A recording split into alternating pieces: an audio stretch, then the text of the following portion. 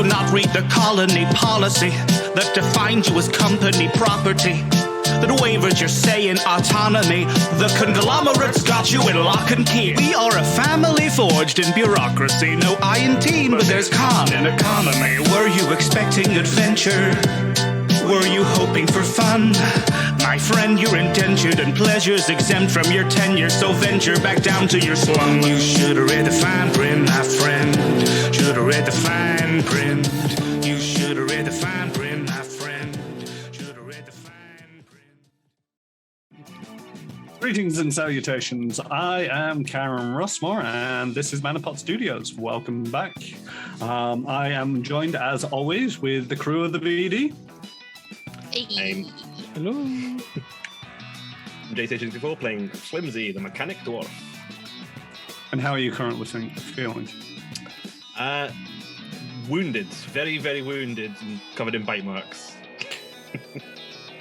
I'm Krifu Bernal. My pronouns are he, him, and I'm playing Yeva, whose pronouns are she, her. She is a Sarkeesian witch warper, and she is unwounded completely. I think she was the only one who didn't even take any stamina points of damage.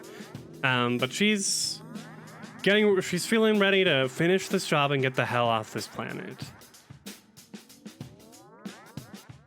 Oh, it's me. I'm Trix, the human operative, space pirate extraordinaire. Pronouns are she, they. And I'm feeling my ankle is sore. My ankle is very sore. But I'm good. I'm Jahir. I am a Kasatha soldier. Both my ankles are very sore, along with most of the rest of me. But I'm feeling a bit downtrodden, a bit disheartened today because I wasn't the badass I thought I was. So.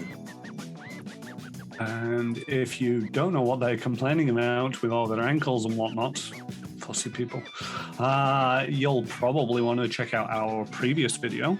But to begin with, these people work for EdgeCore, but I don't think we've ever really gone into what Edge is. EdgeCore was founded as a Jaya Mission Corporation by Khan Jaya Mission over 50 years ago as a mining and transport company based in the Pact Worlds. Jaya Mission became a publicly traded company 10 years later. At which point, Evgen Via Corporation of Vesk Prime then started buying into a controlling interest some 20 years later, renaming the corporation EdgeCore, expanding the company's capabilities, cash flow, and galactic reach. Rebranded as EJ Core and colloquially pronounced as EdgeCore, they have continued to grow ever since, now producing everything from ration packs to planetary atmosphere converters. Their current slogan and advertisement is "Take it to the edge" for customers, shipping, supplies, and industrial needs, everywhere from the central systems of the Pact Worlds and the Veskarian to the vast. I didn't realize EdgeCore actually produced things. I just thought we were transporting things. Yeah. Yeah, that's why I wanted to do these little lore dumps, because it's like, no, they're a very big player in galactic exploration and expansion. They produce a lot of things. You know, the ship, the BD that you're flying is produced by Edge. It's not a third party bought in by Edge. It's produced by Edge. I guess that makes it cheaper when you gotta replace ships for crews. It makes it cheaper, but it also shows how much muscle there are, because there's only a handful of companies big enough to produce ships. That's true. It feels like every planet has like the one company with its make and brand. Interesting. Trix, you were going to say something? Well, I mean, they make them pretty cheap as well. They don't even outfit them with a single gun for self-defense. So, you know, if you encounter space pirates out there, what are you going to do? I mean, if you had the funds amongst yourselves, you could get a weapon on board. It would eat into your smuggling compartment, but it's possible.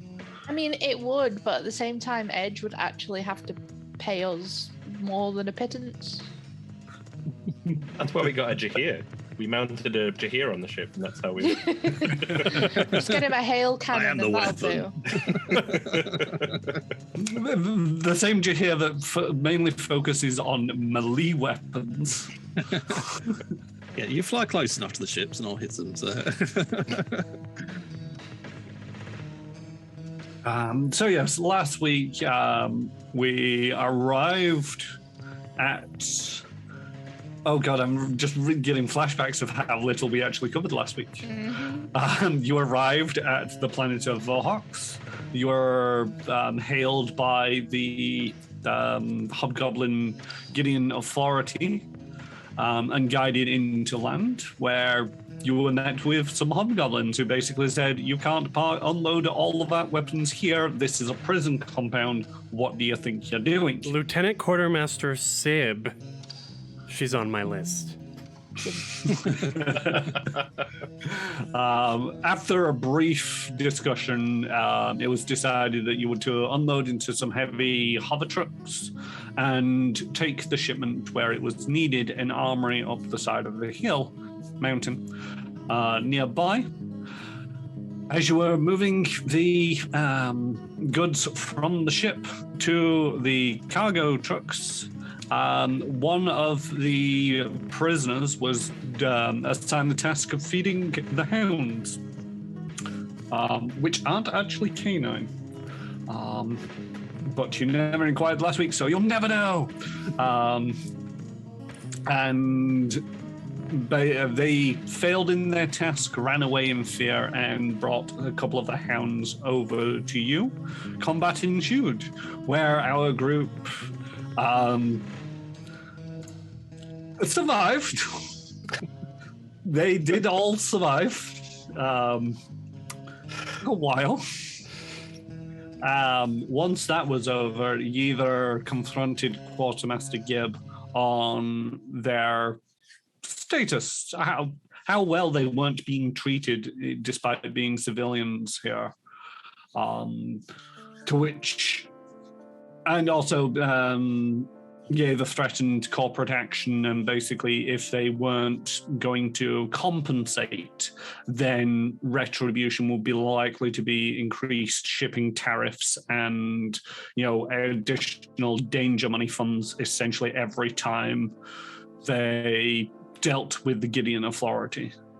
Quartermaster Gibbs acknowledged this and has decided it's okay to give the crew essentially the rest of the day off, have their wounds tended, and them all to receive a hero's feast or a gladiator's feast for entertaining the troops. The prisoner, Zobin, is currently hiding on the ship, I believe. Yeah, I think Jaeger was in With command. Yeva. Yeah, we've taken command of them. That's how I feel like that's how we're gonna put it if the hobgoblins try to say something. Just be like, no, we're in charge of them now. You were in full force when you were dealing with the quartermaster, so no one was questioning. Yeva.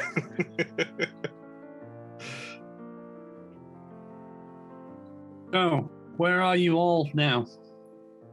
Some of us are heading to the feast of the hobgoblin. Some of us are on the ship. Crawling our way to somewhere. I need some recover. Massive healing. Limping. Right, they're all getting medical treatment too. I'm staying on board with Zobin because I can't stand this side of those hobgoblins anymore. All right. First of all, Flimsy Tux and Jahir. Jahir, there we go. I know what I'm speaking about. I know the names of my crew. We're just numbers to you. aren't we? You are being escorted to basically the infirmary medical tent. And you can see inside, it's relatively empty. What patients are there are hobgoblins only. None of the prisoners that you've seen who are malnourished, beaten, and in some cases just straight up wearing out and breaking down are here in the infirmary. The hobgoblin medic turns to you and says, "Oh, good show you put on out there. Good show indeed. Here, sit down and I'll tend to your wounds. Although, as the thing is, you should just rub some dirt in it. You're survivors."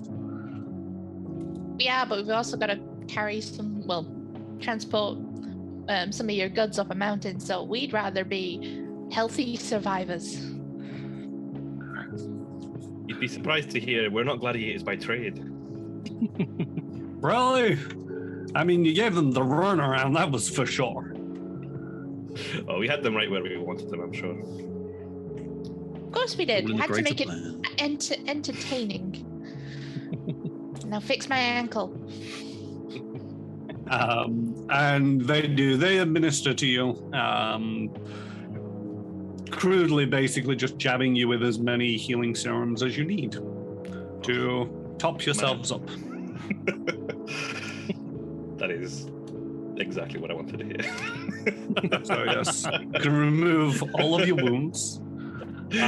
For those of you who still have resolve points, this will also count as a 10-minute rest. So you can spend a resolve point and get back your stamina by clicking the stam button, yes.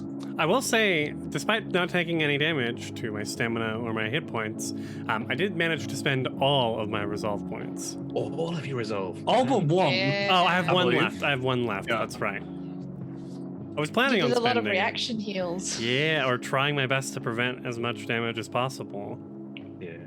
The thing is, though, a lot of them you were in the ideal position to do that because you weren't in their immediate attack. Yeah.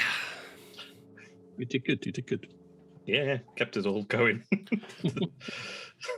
Too many ones on those D4s. Too many Just- ones all around. Yeah, I was going to say there was not good numbers last week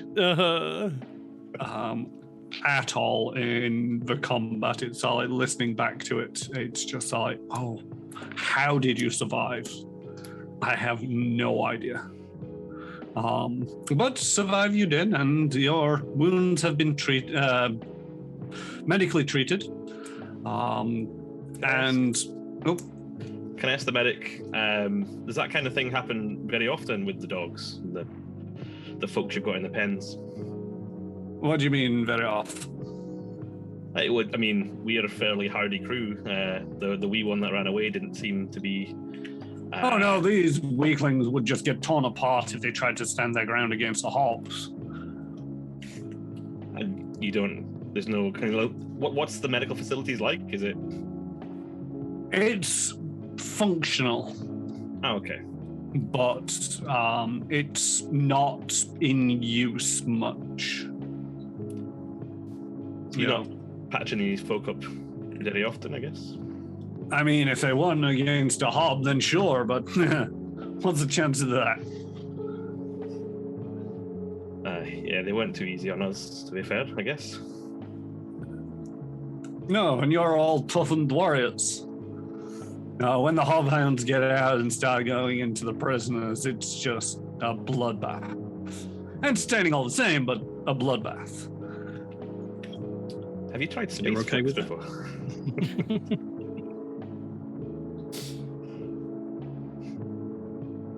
Yeah, Space Flicks and what's that one? So he's got his own channel. The Halls of the name's not Living. coming.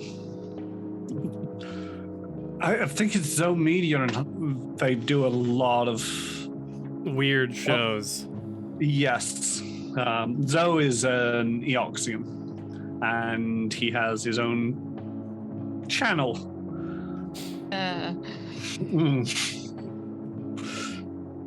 He's got no idea what you're talking about. He's just like, yep. I wonder if the Devourers have like quiet time, like midday. Quiet hour. Not even the Eoxians are daft enough to subscribe to the Devourer.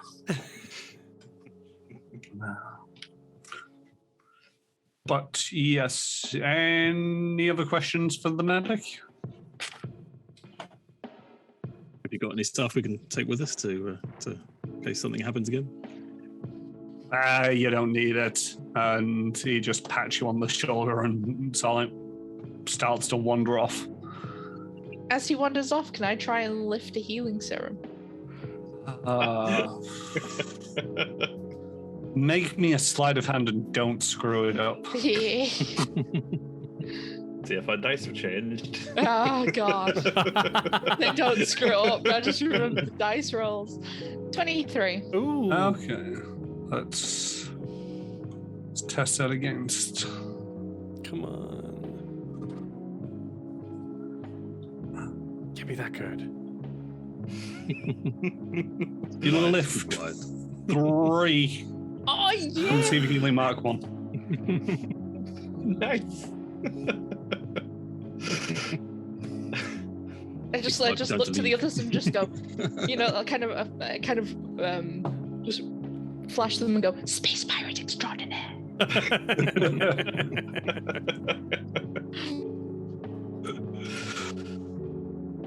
I assume you can add them to your own inventory. Yeah. I just filled in the number where I had a blank space where they used to be. Oh. All right. And the hobgoblin guards are now that you've been patched up, are keen to escort you off to the mess hall. Sounds good. Do you want to go back and get the tall one? Yeah.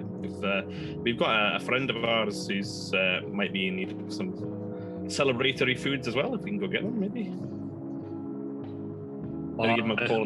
Give Eva a call on the comm. If comms will work here, right? Yeah, the comms will work. Yeah. You've got an invitation to a feast, Eva, if you fancy coming along. How's Zobin doing? I think they were going to take a shower. We were going to put them in a clean, crisp Edge uniform. Yeah. I mean, you say clean, crisp, and nothing Edge does is clean and crisp. I have a fluffy dressing gown in my quarters, though. Zobin is looking a little bit better. They've certainly calmed down after the ordeal. But at the same token, it's all like they're quiet, reserved. And it's all like, looking at you for instruction, as it were. Zobin. She kind of rubs her hands on her thighs. You are most welcome to stay here on the ship. It seems my presence has been requested at this gladiators feast. I don't know if you want to come with, or I worry for you if you do. I don't think they should. All right. You stay here then, and we'll just lay low. Don't let anyone on the ship. If someone tries to get on, keep this place safe. Yeah. Yeah. Okay. And she'll pat him on the shoulder, lower because she's twice Them. as high. Them. Thank you. All right. The canteen is right down there, so feel free to help your. No, she kind of looks at them as they're. Instead, make sure you eat a good meal and drink plenty of fluid. Okay. Okay. You are most kind. Right. All right. Well, goodbye for now. And she just kind of like turns and awkwardly walks off the ship to meet you all. Yep. Boss Eva is amazing. Boss Eva is amazing. Gonna go far, kid. We don't hear like the engine start up or anything like that. No, that wouldn't be Zobin's wheelhouse at the moment. He's more So, into yeah. sabotage. As you alight the ship, Yiva, you can see your comrades, crewmates, employees, underlings, whatever you want to refer to them as Colleagues. across the courtyards. Colleagues, okay, we'll go with colleagues. Across right. the courtyard, can you move over to join up with them? So, what kind of food do you think they will be serving? Gruel. Maybe some insects. Well, that doesn't As long as sound. it's not a dog. Well, it could be some of the hub. Did we kill those dogs? We killed them, right? They're dead, We right? killed those dogs. Good, They're good. definitely dead. Okay. As long as it's not living, I can probably stomach it. All right. At least they'll have something to drink, most likely. And yeah, you go over to the mess hall, and you can see that it's fairly well supplied here. From your previous knowledge of the planet, there is plenty to hunt. There is plenty to. There's cattle.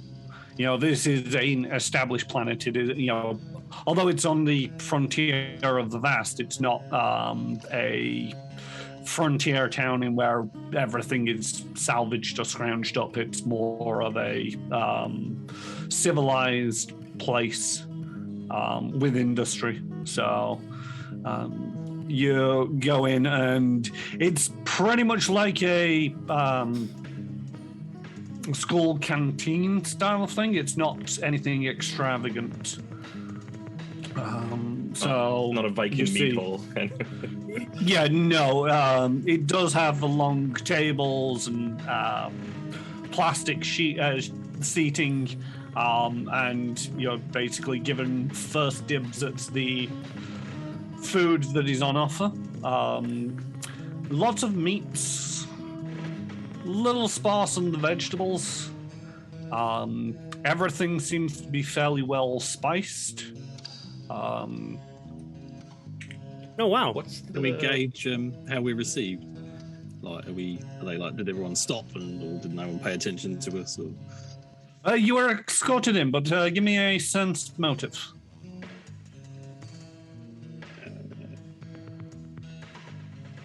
Don't know how to do that.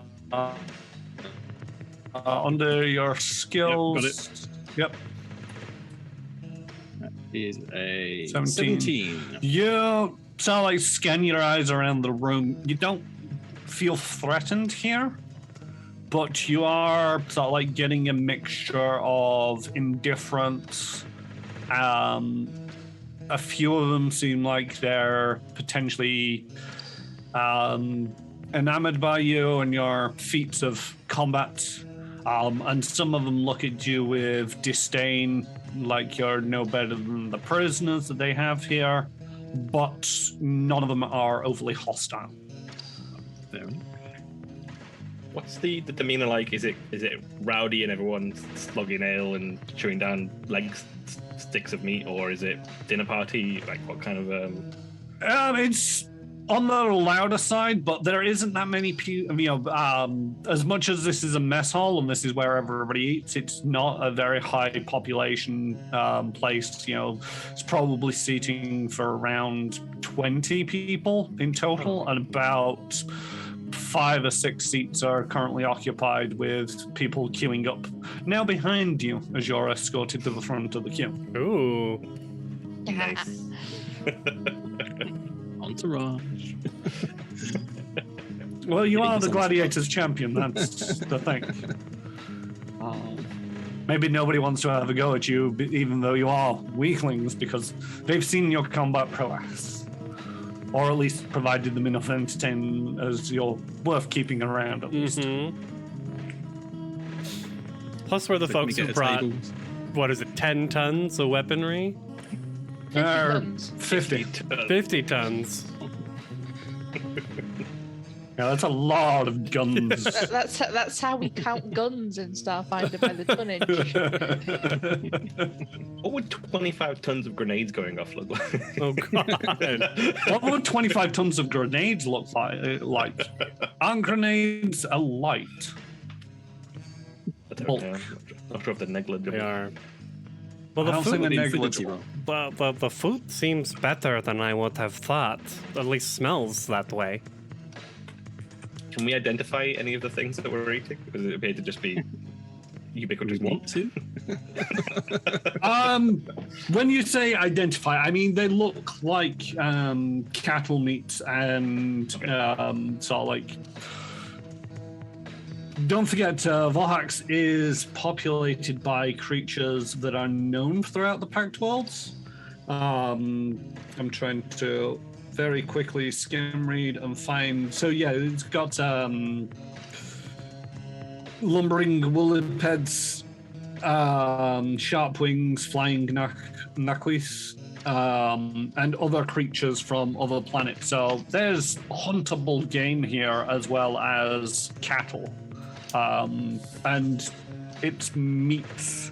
If you ask into it, they'll give you an answer, but it's nothing that you haven't heard of. I think Flim is just looking to avoid tentacles and giant cricket legs and the like. Just the most meatish looking meat, I think. I feel like it would be most like buffalo, passive herd animals. It'd be like beef or buffalo. It'll taste like chicken. It's just everything tastes like chicken. Just think that. Well, and suppose it smells well spiced. So, yeah. And Yeva just goes ahead and starts taking it. She grew up on a ranch on an asteroid, so she's kind of used to weird space bison. Yeah, and it's good eating. Nothing seems obscure. Hobgoblins, although they can eat basically just scrap and what many civilizations would consider refuge, they do enjoy the finer things in life. And seen as though they're the conquering species here, they're taking advantage of the finer things. Why wouldn't you? So can we get a table sort of on our own, or have we got to share with other people? You're able to get a table, so like not quite on your own. In terms of the number of seats, there's probably like 8 seats to the table. But the 4 of you, yeah, there is 4 of you. I had to double check then.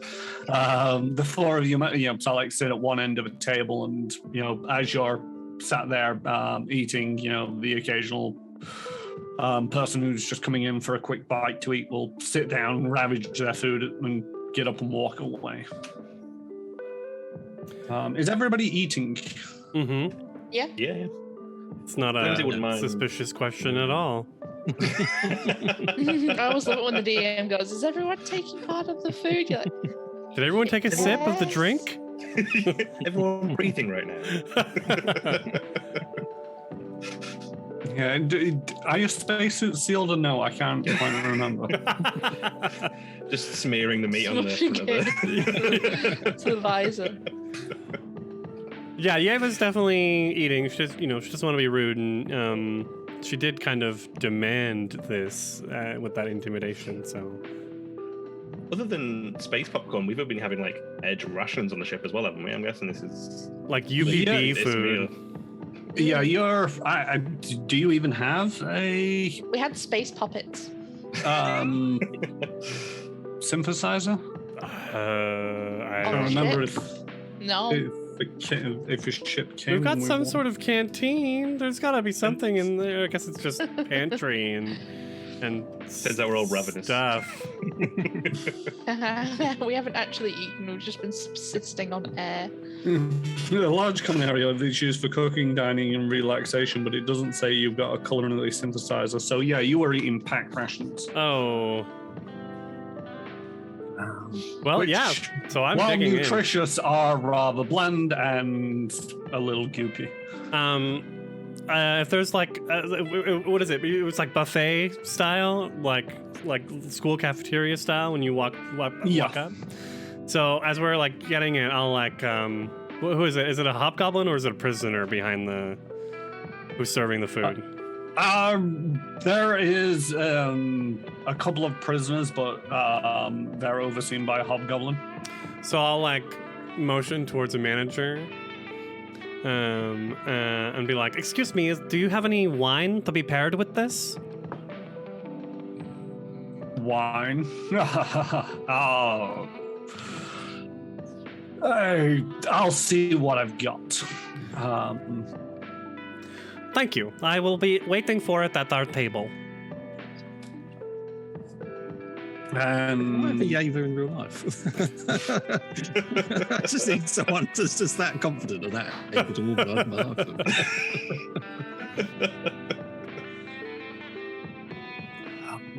And so yeah, you return to the table and sit, and you're eating. And there's the occasional hobgoblin that comes up and sort of like swats you on the back and was like, "Oh yeah, good show, good show."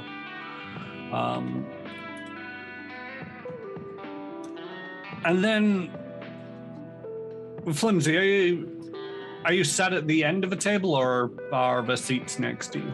I was going to try and sit next to a hobgoblin to try and listen in to try and be a bit friendly.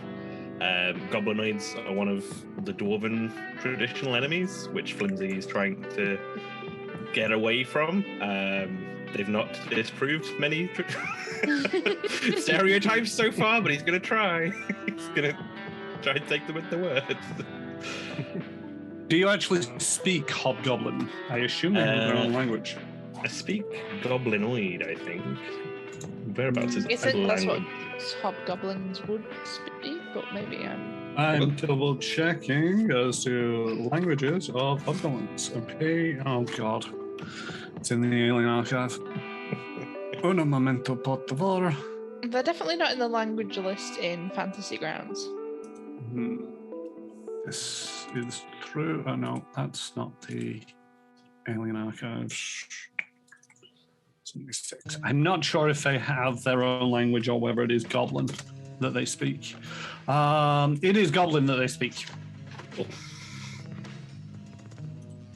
So, do you speak Goblin? I do. Yeah, and you listen in, and they're all just kind of chatting amongst themselves. Make me a perception. It's 22. Ooh. The dice are back. I saw it back. You hear a couple of... So they're assuming that you can't speak Goblin, and I don't think you've addressed anybody in Goblin. No. Yep. So they're being a little bit loose with what they're saying, especially when they're talking in Goblin. You know, it's broken Goblin and broken English, or broken Common, sorry, where it's like they'll flip between the languages, whatever suits their needs at that particular moment. But one of the things that you do pick up is they expect a resistance attack on the cargo transport. So Right. the resistance is close by, and they're expecting an attack. They're mainly laughing it up, and it's like those weaklings will attack and will be able to draw some more of them out. It'll be good hunting and that lot, but they don't mention it to you in person for whatever reason. Probably not going to give that game away. Did they give any details about what they have in terms of a response to that? Is it just people like sat on, like, what do they have, tanks hidden about somewhere or something? Like, what's the orbital cannons? What's the traditional response to This is so maybe a culture, okay. because that's a lot of information to get from conversation, but from 20. your cultural knowledge of hobgoblins, this is a conquest. They're after resources, they're after prisoners, they're after control. There's likely to be forces in and around the area, but they're not going to just like carpet bomb the planet or anything along them lines, because that'll just ruin everything. They're destructive, but they're not that destructive. There's likely to be pockets of resistance holding out in major cities and towns, but when you fly over in here, you didn't see anything above a couple of stories still standing in terms of human, dwarven, or Shiran architect. So from as far as you can tell, you're looking at pockets of resistance in the area, usually fairly low numbers, and it's just a case of eventually weeding them out and ferreting them out. You can't go to war on something like that because you'll be looking in the wrong place forever. Just wait until they make the move and have the upper hand. I don't think we've discussed any languages that only we know between us. So you would have done in your coordination time. You had like 17 days. Are there any languages that we all speak? We picked up Akatonian. I mean, maybe? The first thing you do is you look at the soldier and find out how many languages the soldier knows, because the soldier has very few languages, common and Kasatha. Yeah, I don't know if that's.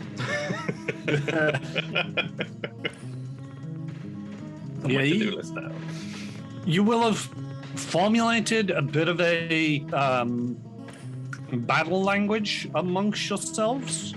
You can use the bluff skill to pass secret messages. Oh. Did we get a thing that lets us... We were trying to coordinate that would give us a bonus on that. Yeah. Yes.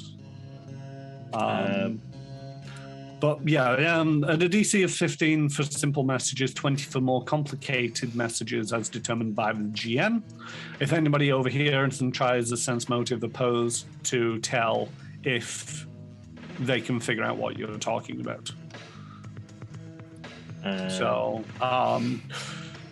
was the bonus? Does anybody recall? It was probably like a +1. They're very minor, those bonuses for downtime.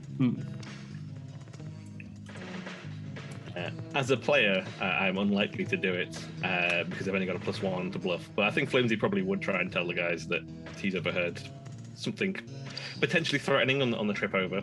I'll give it a go. Yeah, the thing is, unless, depending on how... You'll still say what you want to say. It's whether everybody else understands what you're saying. Right, okay. Yeah, it's how coded is it? Is it like a proper code, or is it, I have overheard the goblins these guys. For coordinating for multiple days, so if we were coordinating for a maximum of 7 days, we can increase the DC of the sense motive to understand by 1 per day. Or maximum of 7. Yeah. Oh, okay. That's pretty good. Is that training montage? Yeah. That was the training montage. Yep. Just a lot of Chinese whispers around the ship. Because we did, I remember being like, yeah, I want to, at least, especially me and Flimsy, like, because we do a lot of the negotiations, like, be able to, like, pass secret messages during negotiations. Yeah, definitely. And you would have also potentially discussed at that point what languages you guys share. And I think you guys might have a little bit more in common. But Flimsy, do you want to mention this to everybody? Yeah, so I'll lean over away from the goblins to like reach for somebody else's plate, maybe to try a bit of food. And while I do it, I'm going to try and like subtly let people know. Let's see how subtle that is. Oh, it's a 20.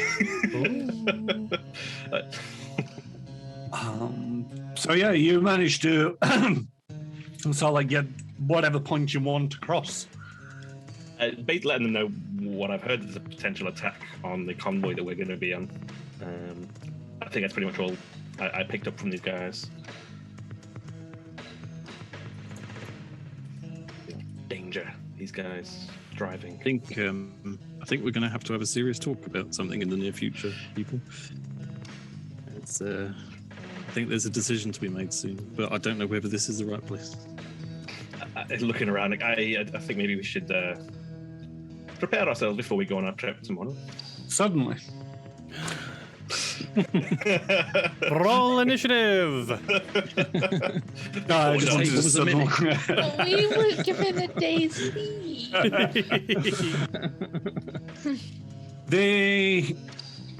A hobgoblin approaches the table and sort of like taps on the shoulder of the a hobgoblin sitting next to Flimsy, and in a very guttural tones, tells him to shove off and make some space.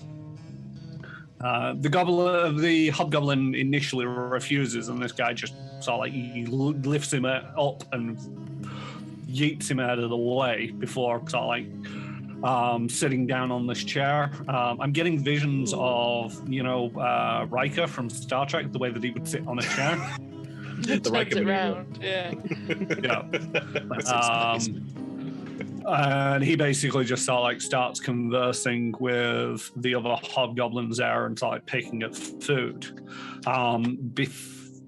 For a couple of minutes before he turns to Flimsy, addressing you in Dwarven. Ooh. Word is you're transporting guns and grenades. It sure would be a shame if they ended up in the hands of the Resistance. Yes, the Resistance. We've not heard much about them other than to avoid them. Just for clarity's sake, what language are you replying in? Dwarven. I'm mirroring the accent, obviously.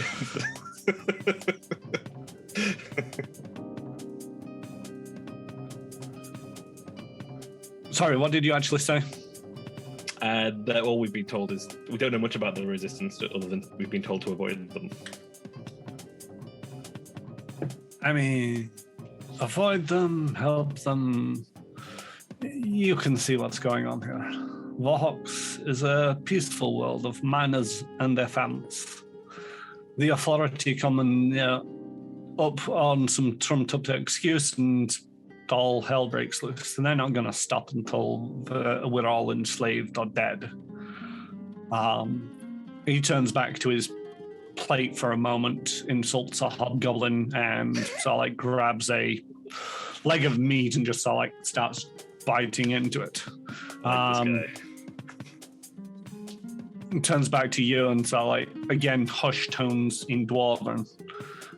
We want to fight back, but the hunting rifles are no match for hover trucks.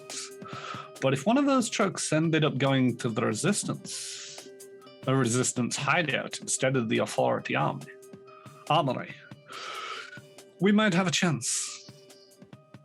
Now, some people can make that happen. What do you say? Can I sense motive on this guy? Like, is this a classic hobgoblin bait and switch kind of? Make me a sense motive. There we go. 23. make me a perception. Okay. My metagame alarms are 25. running Oh, off. yeah. Nice.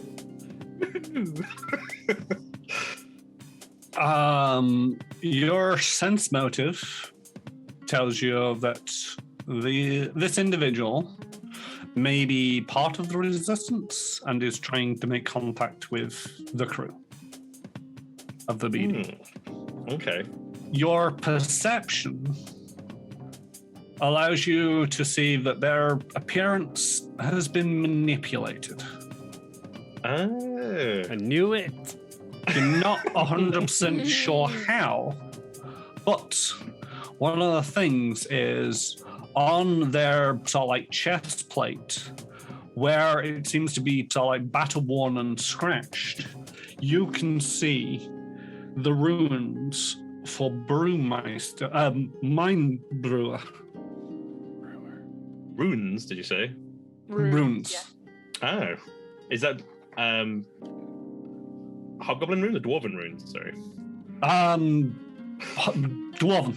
Dwarven runes. They're disguised in the scratches of the armor. Could be coincidence, but looking at it and suspecting, you get Mind Brewer. Mine brewer or mind brewer, sorry. Mine. Cool. Flimsy will take a swig of his drink and be like, something for me to have a think over mine brew, and take a swig out of it. What is it? What has he asked me anything? Sorry. He's just basically all he's said is it would be a shame if some of these weapons would end up in the hands of the resistance. Vorhox is a peaceful world of miners and their families, so they weren't prepared for this. The authority came up with some excuse and have invaded. All they've got is hunting rifles, which is no match for their hover trucks. It would be interesting to see one of the if the trucks carrying the armaments ended up in a resistance hideout. Yes, it would be a terrible thing. I can't imagine anybody, any resistance members, being able to sneak into a place like this. I mean, whereabouts would they even be if they needed to be approached for any more or interrogated in any way? If they need any more information.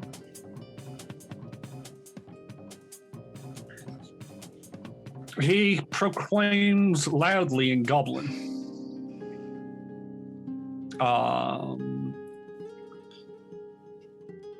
And makes suggestions like, oh, you want to see our interrogation techniques, do you? Well, I'd have to get the clearance from Quartermaster Gibb to let you see that, but you're the heroes of the hour. Who are they to deny your request?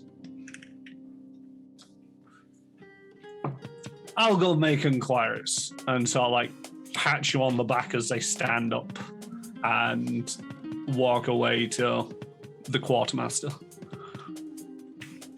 Did they appear they wanted to be followed, or were they clearly going to someone of more authority to maybe don't follow? They're giving you the indication that they're going to make inquiries into allowing you to be shown the interrogation techniques. Oh, cool. Okay, cool. That sounds good. I wasn't sure if that was just a full-on bluff by them or... It's 50-50. They're bluffing the hobgoblins that you've just had a legitimate conversation. Cool. I was trying to find out somewhere we could perhaps learn more information from that person in a less surrounded by hobgoblin setting. Yes, the interrogation rooms. Yeah, it makes sense. Cool. Who was your friend, Flimsy? Someone who's warning about the resistance. might be able to get some more information if you. We might have an opportunity for a little bit of a tour, maybe. Is this in code, by the way? No, can you continue code that rolling? I don't want to like push that look. I'd be much more explicit if it's still in code. We need a safe word for resistance. Yeah. The ohm capacity. Ohms measure resistance. It's an electronic joke. I'm wasted here.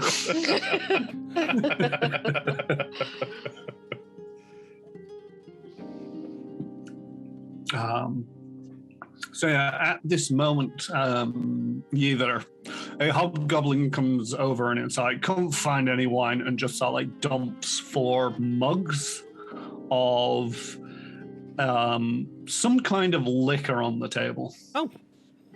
All right, as long as it's not some sort of swill ale, and she'll like take a hesitant sniff. It seems to be a mix of a mead and a cherry or berry cider. Oh. Feels quite nice. kind of not hobgoblin-y. But I guess the spoils of war, she'll drink it. Never change, ever. I take a big swig. I mean, let's be real. The one thing that she's like that I guess we've probably had as a way to relax since working together is drinking. And now you're drinking with hobgoblins. Mm-hmm. Well, I think we've been in worse bars than this. Yeah, maybe. I mean, the first bar I've been you've in, been we have another thrown flight. out of worse bars than this. Yeah. I'm sorry, Jahira, I interrupted. I said this is the first bar I've been in with you lot that we haven't had a fight in, so it's an improvement. Don't Should we start count your fight? space, chicken. Early days yet. I might have a potential deal lined up though, which would be an interesting potential opportunity for us. I don't know if I want to be making any more deals with these people, Flimsy. It's not necessarily with the same parties. We've got an opportunity here to at least listen to the option for another potential deal on the table. You're saying this normally, aren't you? Yeah. Triggs just kind of pulls the rest of her drink out and slams the cup down and go, "You got a funny way of saying doing our job. I'm going back to the ship." I just give him a pointed look.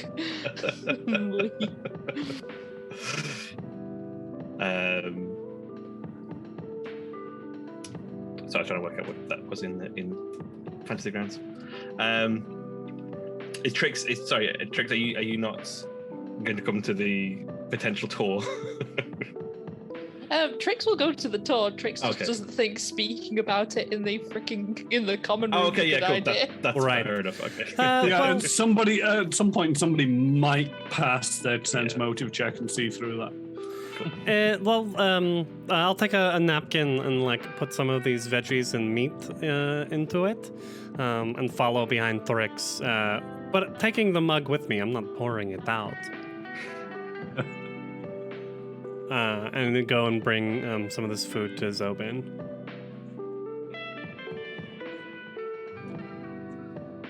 Go back so- to this popcorn and poppets everywhere. What are poppets? There's little balls of chocolate. Ah, okay. Yeah, that makes a lot more sense. Like milk duds with popcorn. Yeah. Okay. Mhm. All right, you hear Flimsy. What are you doing? Trix and Yver are heading back to the ship. I think Jahir is going to go with Flimsy. He's had enough of being in this environment, so But I think he needs to. Let's go for a walk, my friend, with your new friend.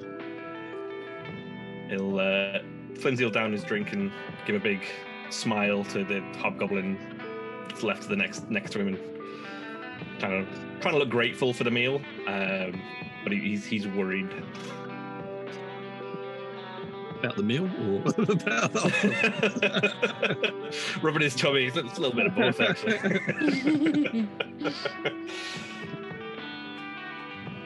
So, Flimsy and Jahir, as you're sort of like leaving the mess hall, Flimsy, the same goblin that approached you earlier, so like is on his way back to the mess hall, and it's like, I've been given permission to your to give you the grand tour.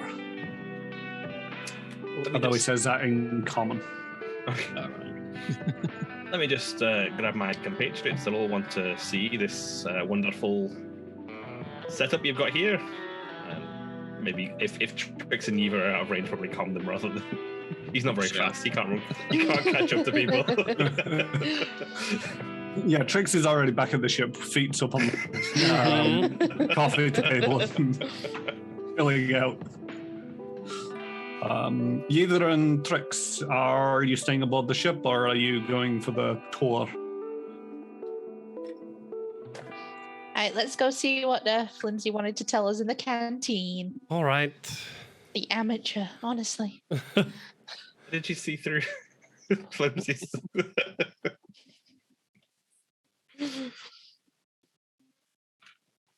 So yeah, you all meet up and you're given a perfunctory tour, as it were. You know, he's making it look the part of just sort of like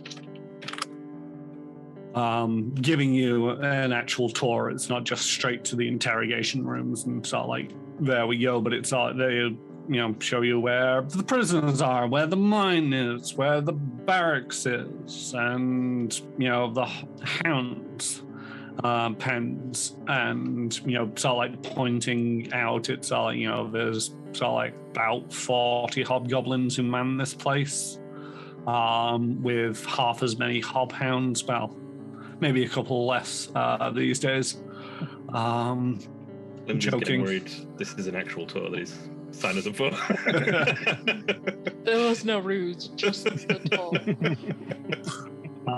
But then he leads you to sort of like the interrogation rooms and sort of like makes a gesture of sort of like, we're here, we are, this is where we interrogate. Let me show you some of our techniques, and escort you into a room which is full of interesting paraphernalia for all things torturous. Flimsy, what kind of tour did you sign us up for?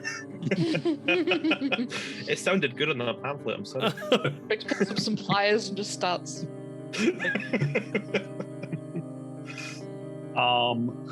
As you all enter the room, they shut the door and then press a button hidden in their waistline somewhere, and their form shifts.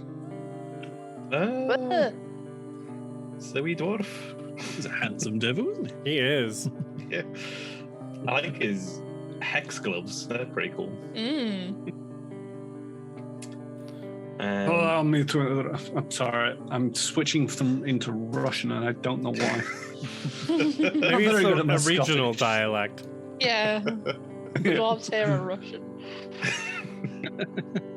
Allow me to reintroduce myself. I am Vog Mindbrewer, and part of the resistance, as you may have gathered. Do I know anything about the Mine Brewer clan? Make me a culture check. It's a 9. You've heard of them, but nothing recent springs to mind. They're a dwarven clan. You recognize it as a dwarven clan, but what their speciality is, Cool. Brewing in minds, something like that. Something along those lines. You can read between the lines somewhere there. Thank you for facilitating this. I wanted my friends to meet you. It's good to meet a brother dwarf. It's been a wee space since I've seen one. There's no shortage of those here.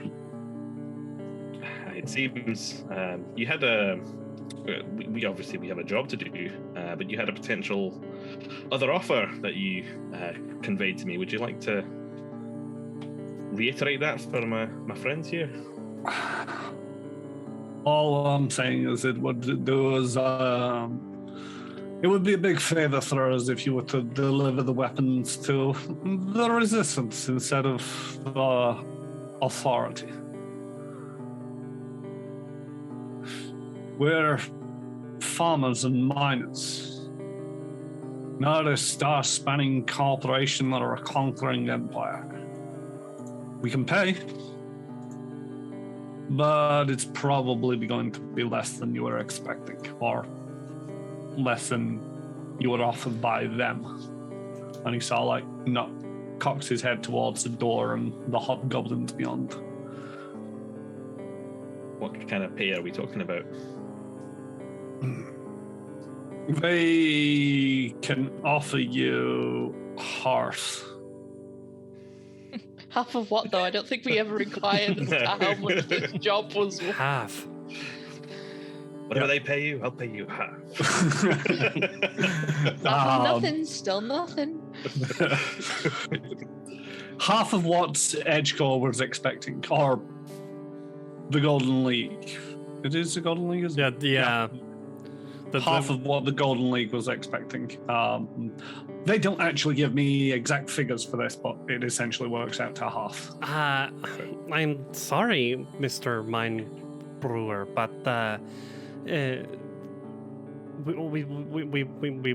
we have a job to do and an original contract to honor.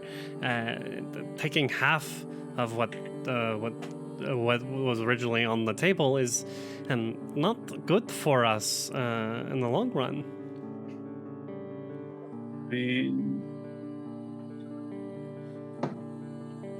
They're literally killing us out here. You know, all we've got is hunting rifles, and I'm guessing it's not hunting rifles you're delivering. We're dying. I had to try something. Lindsay will kind of pat him on the back. Sorry, go on. Annoying the Golden League might be fun. But you're asking a lot from us, to be honest. It's this is the company we work for. You know, they own our ship. They own us essentially. It's a big risk for us.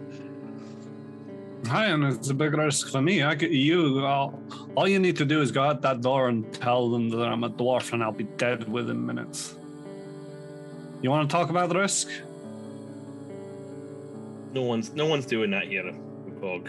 You said this interrogation room. There's not two-way glass in this room somewhere. It's No. it's just a wall of hobgoblins watching it. Vogue has chosen this spot because he knows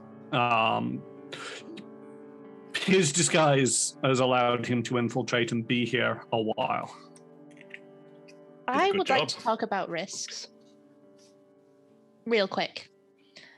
Because the reason I said we really shouldn't get involved in a look at flimsy is because once we know too much, morals start to play a part. Ignorance is no longer a card we can play.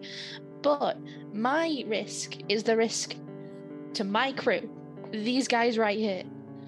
Because if we decided to do you a solid and, lose the weapons, we're likely to get shot down on the sky as soon as we try to leave. Do you have a plan? Tricks. No, I'll tell you this one for free. You can activate a drift drive while in the gravity well.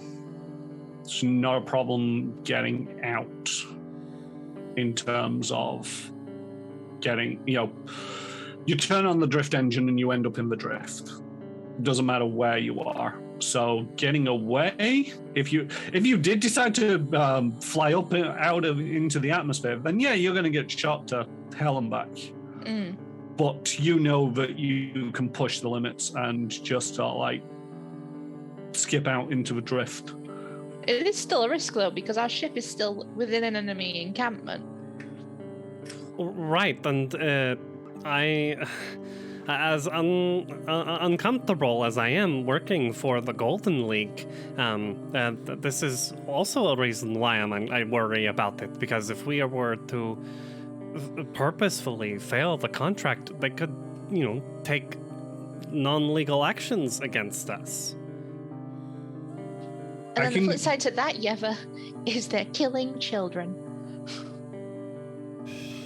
There is that. I will play devil's advocate. Go on, please. Speak to the crew alone for a minute, Vogue, if you don't mind. I mean, if you're worried about your ship, I can bring that to you. It's not bad. Can we squirrel away to a corner a second? Yeah, I mean... Have a huddle?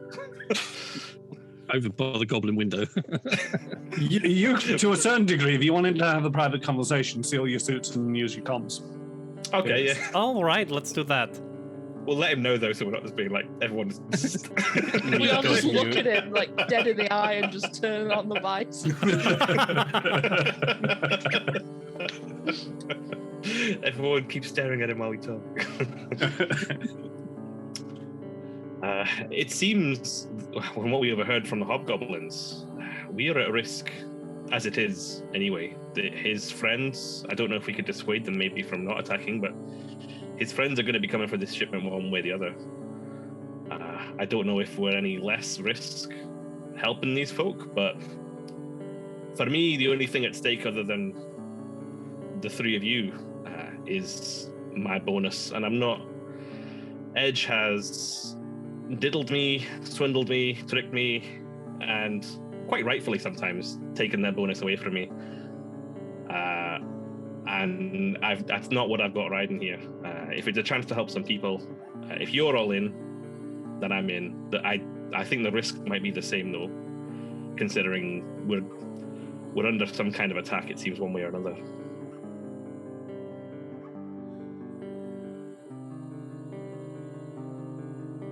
Trix looks at Yeva.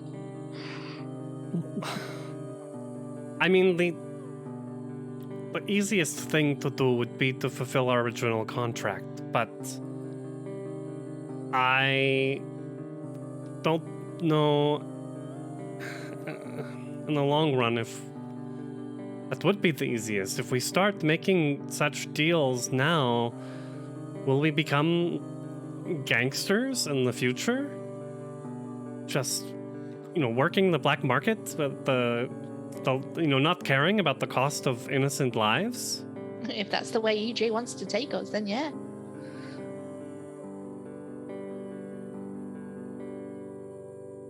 Tarika did us a favor getting us this job, and this is the kind of work that I've done before for Edge. It's not pleasant. If we were able to puts her hands on her temples, at the very least, if we can bring back some profit, Edge won't fire us on the spot. We'll just have that black mark that won't be lifted, and well, that will only make things harder in the future. But it would be okay. Between me and Eva, or Flinty and Eva, would we know what the consequences of something like this would be? Is it similar to the last screw up, or would it be worse? Make me profession checks. Profession corporate agent. 15. 8 from Flimsy.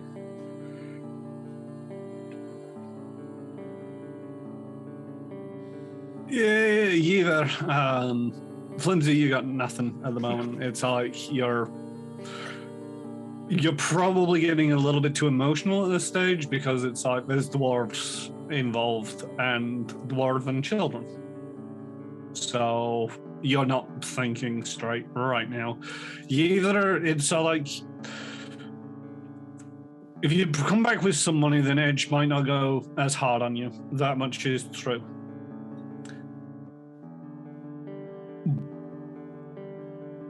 This is likely to earn you another black mark. A second one. A second one. People have survived Edgecore with a few black marks against their name. Okay. We could survive another black mark on our crew, but hopefully in the future we won't have to take such confusing contracts like this. It's been a bad run, I'll be honest. You know, even if we have to pass over a few gigs to get something a little bit more like the last one, where it's just berries on the ship. How did we go from berries to weapons? I remember berries. That was good. Simple. The Golden League screwed us over so that we'd have to take their gun job. Clearly. No, you don't think it was on purpose? Conspiracy. Yeah, I do. Oh my god, no! You've been watching too many Space-like documentaries, Trix. Oh my It's god. more exciting this way. It is kind of exciting, but I'm not the only one who has to make this decision. What, Trix? What do you think? Well, I was happy to just go along with the contract until we kind of stuck our foot in it. So now it's kind of, I've got a bad taste in my mouth and it's not the meat. So I'm happy to kind of stick it to Edge and the Golden League. Jahir? The Gideon Authority. The Gideon Authority. And the Golden League. It was technically their job too. Mm-hmm. Yes, that was an amendment adding a company. Oh yeah, and the Gideon Authority. It's like, who can hate us more? The hobgoblins or Edge? Oh, we're making so many enemies. What if we get nemesis? Oh. Jahir, you already have bad feelings about Golden League, no? I have a very bad history with them, and I wasn't happy to find out that they might have had a hand in this job. And you know, it's not that they have had a hand; it is their job. I mean, we've all got somewhere we want to be. We're not doing this for the love. You know, we need employment. We need money. We need to. You know, it's a big decision, but I mean, I'm not happy about how the prisoners are being treated. I'm not happy about, you know, seeing innocent people, you know, being starved of medical care when there's a medical facility just there, you know, and it's I don't know. I mean, from what you say, EJ doesn't seem to bother them, you know, but it bothers me, but I don't know. I mean, would I stick my head up if someone needed it? Yes, but at the end of the day, I need to pay as well, so. It comes down to it. Eva, Jahir, Trix, you're all fairly newish to the Edge, I think. I'm sure between Tarika and my networking, I can get the blame mostly put on myself. Oh, don't be stupid. I've got a track record. They'll believe it, I believe. You are the most senior person in this crew. I think the Exactly. responsibility, especially as Quartermaster, would fall on your shoulders. But Flimsy, we don't want you to lose your job also. No, but I've got brethren on the line. I need to risk this, but if I can defer it from you guys, then I'll try my best. I don't think you should take all the blame. You know, we're a crew. You know, we decide to do this all together, or we don't do it. You know, it's not about one person taking blame. Well, I wish he wouldn't be looking at us with such a smoldering look. It makes it hard to stay focused. Maybe It's we all right. should I'll make him speak turn to him. away. I make a little eye contact and then make a little heart. Well, how Want him can to turn and face a wall? how can I say no to that face? Especially since the other contract employers laughed and watched us as we were nearly eaten by their dogs today. Mm-hmm. All right, half the money, but twice the good. A nice way of looking at it. I assume Yavin knows sort of the ramifications of things like this from her learnedness. I can't- From a corporate sense? yeah, that's the word. Right. Well, Words. as long as we're bringing in that profit, but if we don't get paid, we're in trouble. Best case scenario is you get a black mark against your corporate record, your hair, and it'll be your first one. So you'll be fine. And look, It might be a bit more than a black mark if we give them a truckload of weapons and arm a whole asteroid planet thing. We'll be off world, so it won't be our problem. because we're not delivering the whole thing to them, are we? Yes. The whole thing. Well, is- oh no, we're to the resistance. We're only delivering half. So our wagon or potentially the hobgoblins' wagon. So we might lose profit from the original deal, but they're still getting something. They're getting half, we'll get in half, and we're helping out. Pin it on the hobgoblins. Right. They said they would protect us if we can make things look subtle enough. I can use my magics to try and turn the tide of battle secretly. Flimsy will quickly switch off his comms. Vog, would you rough us up? If needs be. He looks so confused. No worries. Put the comm back on.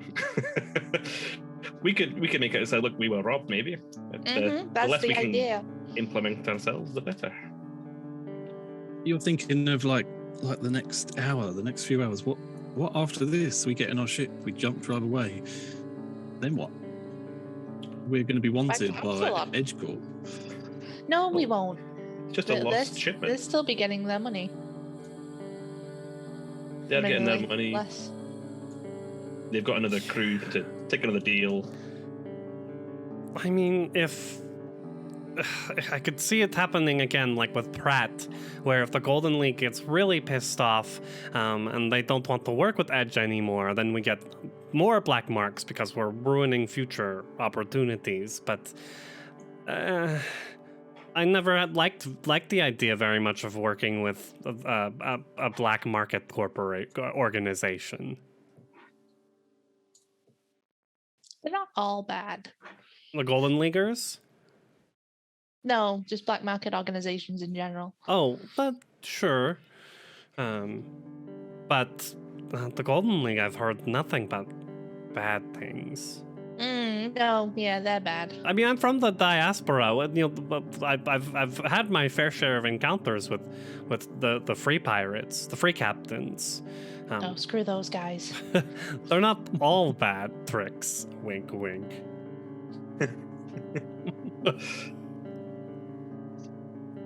But still, yes, I think we Mr. Mine Brewer, if we can make things look like you are overpowering the convoy and taking a truck or two, or we can make it look natural, I think we might have a deal.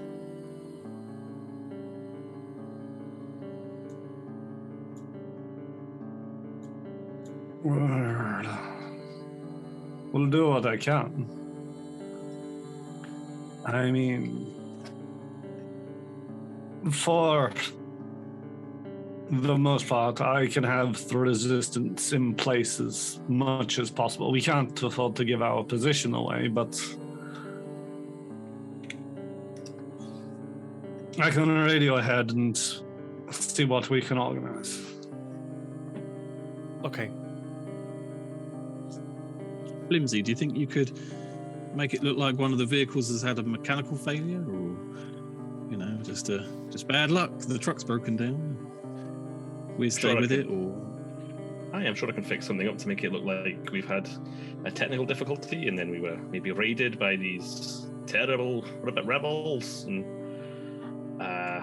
it's just a mission gone wrong. We've had missions go wrong. We've had most missions go wrong, but not necessarily to be implicated if we're smart and if we're lucky. I mean, the chances are they're gonna stick to you like glue. Right.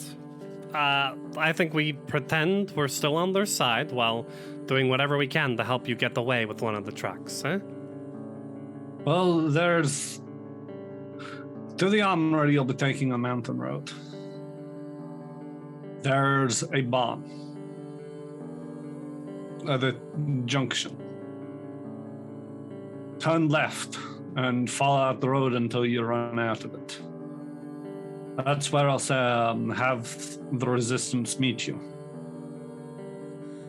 Okay. The hobgoblins will expect you to drive straight to the armory. So you're not getting involved then? We've got to openly steal the truck in front of them and bring it to you, rather than the resistance attacking us. I'll radio the resistance and see what they can do. We just need you to shoot a tire and then Can make a show of vanish, and we can handle the hobgoblins. I can maybe rig something up to look like a tire's exploded when it's not. I can try maybe. I'll radio ahead and let them know. How far do we want to push this? We could take some of the hunting rifles, and we could take out the guards near us and make it look like the resistant. They're going to obviously spot if they've got a massive sword wound. Or their heads or an energy weapon. Mm-hmm. So it needs to be projectile weapons, and Yeva has one. But I mean, the resistance will make sure the bodies are never sound. Okay, good. Yeah, that's useful. Okay, all right. Okay, the plan is forming, I think. The thing is, I'll be staying here to steal your ship and bring it to you. What about Zobin? he's on the ship. Who the fuck is Zobin? Zobin is our trained assassin. He's a nasty fellow. He makes out that he's just meek and browbeaten, but my God, I wouldn't want to be shut in a ship alone with him. You put him in a corner. Ooh. Make me bluff checks, a pair of you.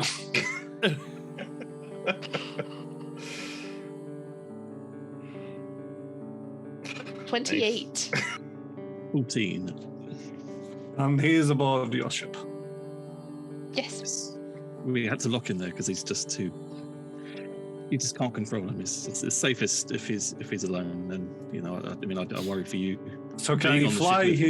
Can he fly your ship up to the? Oh God, no! We wouldn't trust him with something like that. No. Just don't let him out of your sight. So you let him know that I'll be boarding. Yeah, just don't look like a hobgoblin when you do, and you'll be fine. Whatever you do, don't say the safe word, okay? And then we just stop talking to him. Right, the safe word. Just tell him spanana. Isn't that did you hear a safe word to just start cutting people's heads off? Yeah. Oh, that's Jahir's go word. Right, that could be an all-purpose word. Did you hear make an attack roll against fog? Somebody said just. I just. You can see Jahir twitching in the corner. All four arms just. So, as far as I can tell, the trucks are being loaded. It should be finished by later this evening. You'll be shipping out in the morning. You drive up the mountain road as directed until you get to the farmhouse at the junction. You take the left at the junction. Follow that road until you run out of it, and you'll end up where the resistance will meet you.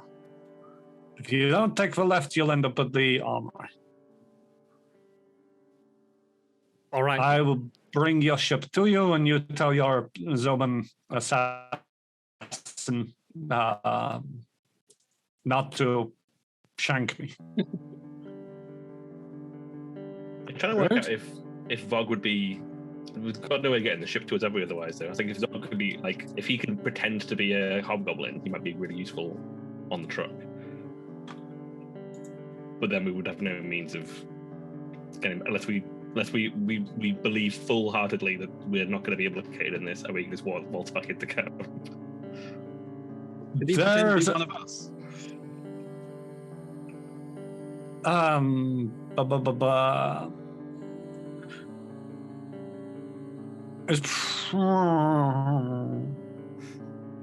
You'd struggle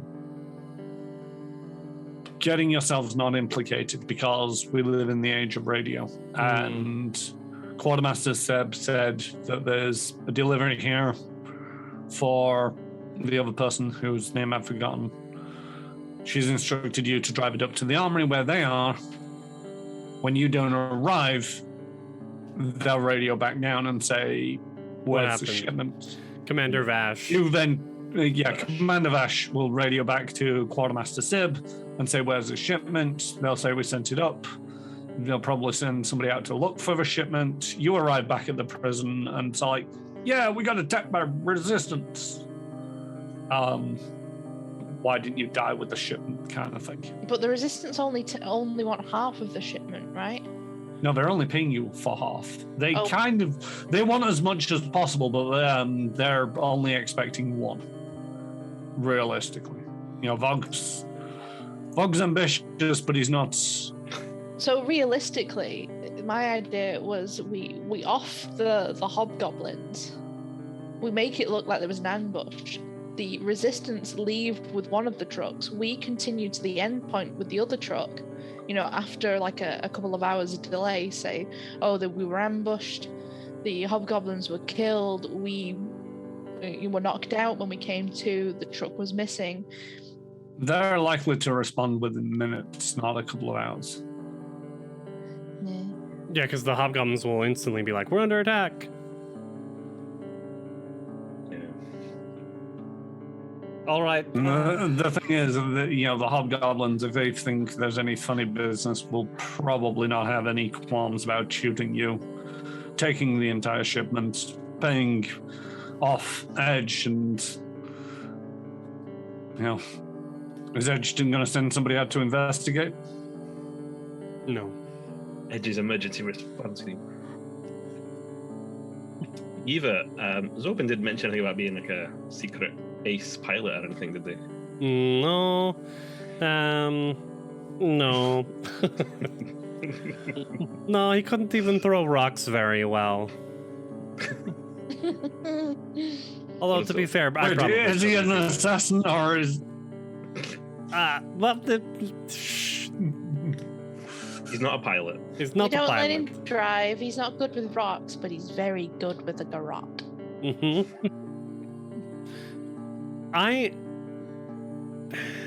Yeah, you can. I think the three of you for sure can at least see on Yeva's face that she's not feeling this. She's not sold on this new deal at all, and does not feel very confident or comfortable with it. Yeah, but you're very skilled and you've got such a way with words, and I admire it. Do you think you could use those skills to keep us out of sort of EJ's radar and, to sort of work against them almost? I know, you work for a company and you're loyal and devoted, but, you're still working for us, and, your skills and insider knowledge could be invaluable. maybe. I've never thought about working for a different company.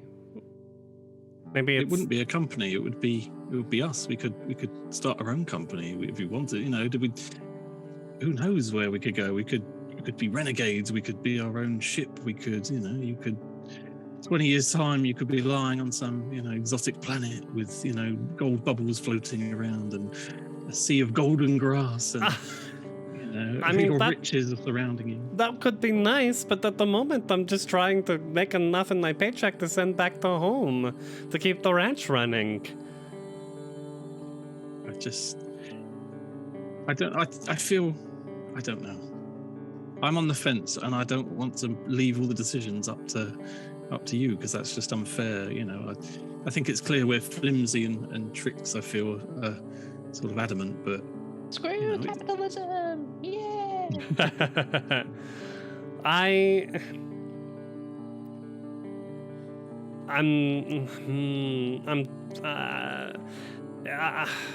Yeah, I don't know. Maybe I need to sleep on this. Loyalty should go both ways. I'm loyal to the three of you. With Edge, I'm loyal to a degree, but I do not feel that they're loyal to me. They weren't understanding when the berry job went wrong.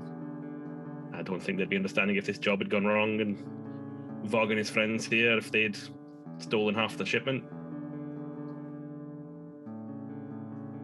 Loyalty should be a two-way street. I agree. Probably.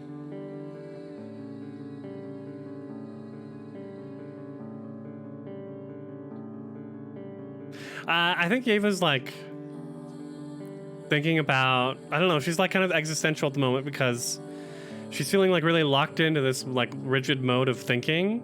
And then like there are parts of her that are like thinking about her youth and how much more rebellious she was and how much she pushed back against tradition and rules and structure until the accident that gave her magical powers and changed and caused her home crash to start dying. And so that there's a lot of conflict happening. But I think she looks at this guy here at Vogue and sees like a neighbor almost who is in who's in trouble, and it's not her fault this time and she can do something about it. But it's still not an easy decision to make. Keep us in such more control. Sorry, go on. Here. I was just going to say that, say to Vogue, that, well, you either see us at the barn or you won't. But it's been a long day. My ankles are sore.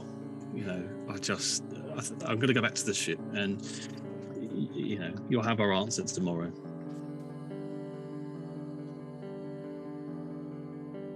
Very well. I can appreciate the position that I've put you in, but I had to try. It's not the best place to be. On a side note, are you single? Are you is there a Mrs. Vogue? Is there a What? Where? Why? No worries. And Jahir just wanders off.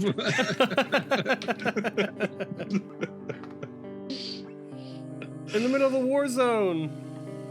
You've got to take your chances. You miss 100% of the shots you don't take. I suppose so. Have you got anything like an encoded comm frequency we can have off here, Vogue? I don't want to be at risk. I mean, sure. Then he'll give you a comm shell to contact him on. I give him a dwarven handshake hug, bro shoulder kind of moment. Can you describe that? I need a better picture. It's a handshake, hands crested across the chest, and an arm around each shoulder, and then a gentle headbutt. been good to see a fellow brethren, and I hope we can help your people out. It'd be good to work with McClellan again. Well, if we can fix something, if something can be fixed, we can fix it, I guess. Give him a smile. Don't offer to fix the rebellion, please. Head off after Jahir before he talks himself into more stuff. All right. Vogue reactivates their camouflage, and you see them take on the shape of this hobgoblin. They open the door, and it's and that's how you get information out of a sheriff. That's absolutely disgusting. But somebody's got to do it. I think the worst bit was where Trix was like making the oiling equipment and playing with it, and it's that's just wrong. Anyway, I'll let you get back to your ship, and that was the grand tour. All right. Well, thank you. We'll see you in the morning. She smiles, quickly walks away. And as you're walking back to your ship, Quartermaster Sib approaches. It's all right. Most of the cargo has been moved across to the cargo trucks. You're to ship out in the morning. I'm going to sending you a lot in one truck with a couple of hobgoblins. I have names for the hobgoblins. Galka and Shank will be with you, and the other truck will be driven by 6 of my hobgoblins. Another 6. Okay? Okay, all good. Do we need the extra escort if we've got 4 of us here? You saw how we handled the dogs. These rebels will not show us any particular trouble, I'm sure. Rebels? Aye, when we came in here. The war zone. Oh, yes. I mean, as bold as you might be, I'd prefer 6 men to a truck. All right, I suppose if you can spare I don't the see extra that being... expense. I can spare the people. It's not like they're doing much sat around here. These prisoners are weak and useless. I don't think they could stage a rebellion if they tried. Of course, Quartermaster. It's nice to see you actually managing your people for once. Ooh. Yeah, it's got shape. She just gives Yaver a look of like, if it wasn't for the paperwork, I would shoot you. I mean, I could fill it out for you. Anyway.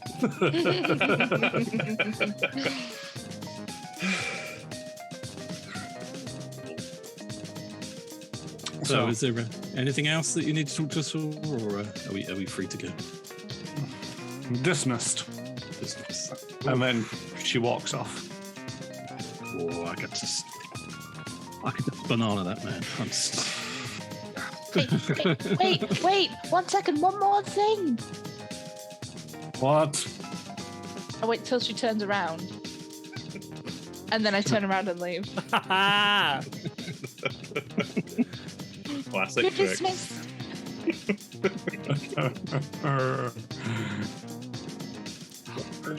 Once we're all back on the ship, Yeva kind of like stretches, and I must say, maybe it was something about that terrible interrogation room, but now that we're back here on the BD, I feel a lot better about the decision we're making. That's good. Yeah, I was worried, how you'd react. It's a big thing. It's our lives. I guess with that mind brewer surrounded by all of those implementations of torture, I was feeling a little trepidatious. I try not to. Inside. Try not to make generalizations, but these hobgoblin folk aren't doing much to. They do not seem like nice folk. No, they don't. Are you sensing my motive, Trix? Yes, I am sensing your emotions with it as well. Like, she's done like a 180 real quick, and I'm like, I'll just say I think you can tell that she's like putting her best corporate skill to use at this point, known as faking it till you make it. She jumps up and slaps Yeva on the back and continues walking. All The right. 6 hobgoblins and the other truck are a problem, guys. Not if We we're can in the take truck behind. Galka. If we bagsy the back one, then that's easier, right? Unless Yeah. how wide is it? Wait, is it a convoy or is it side by side? Then that's trouble. It'll be convoy. It's a mountain road, so there'll be single file. So, yeah, if we can bagsy the back one somehow, if we get up early, maybe. Are we going to rig the trucks to fail? Are we going to pretend it? Are we going to just go with the driving off and see what happens? We're just going to play it by ear. And wreck one of the trucks. One of the trucks in the middle of the night. What's that gonna buy you? I could certainly do it. Well, I guess we just have to wait and see and find out what happens tomorrow. We really can't plan any more than we already have. It's not like we planned to be helping Mind Brewer and his friends, nor did we plan to be attacked by those damn dogs today. But we Having survived. seen the patrols, what are the chances of Flimsy being able to get to one of the trucks in the night?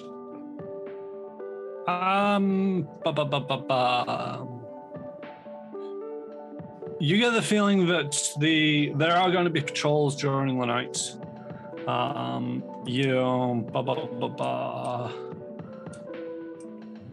You know that hobgoblins can have reasonable dark vision, but at the same token, these aren't exactly the most disciplined of hobgoblins. So there's a chance that you can get away with getting to the trucks, but it might involve some sneaking around. The other option is causing a distraction before we go, maybe releasing some more of those stupid dogs. They are quite distracting. I think we should just Zobin sleep on it. approaches and it's like, so you're all talking about leaving tomorrow? Right, Zobin, we're going to give you your own room. How's that sound? I don't want to leave. You don't? You want to stay?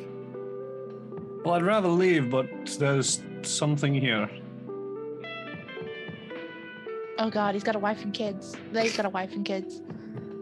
Husband. Tell me they were your dogs that we killed. What is it? Relationships What is it, Zobin? Is it what do you need? They have my embryo canister. Yeah, child. Oh Lord. What they've got This is is worse than one of those space flicks films. Living the dream, boys. That's horrific. Okay. What? But you can understand my reluctance to leave then. Well, where do you know where it is? They took it with the rest of our stuff when we arrived. It's probably in one of their compound buildings somewhere. Oh, I wonder if Vox might be able to get hold of them. I was about to say, if Vog could help us out this evening. We could It certainly owes us if we're helping him out.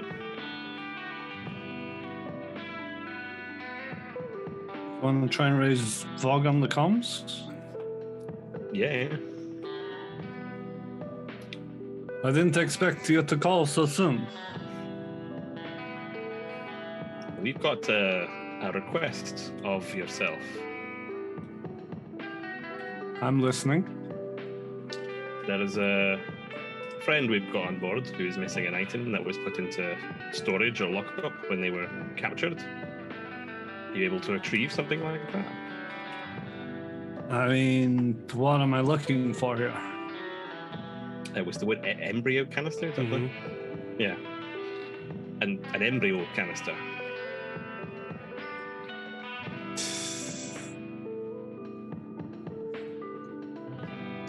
Can they describe it? One second.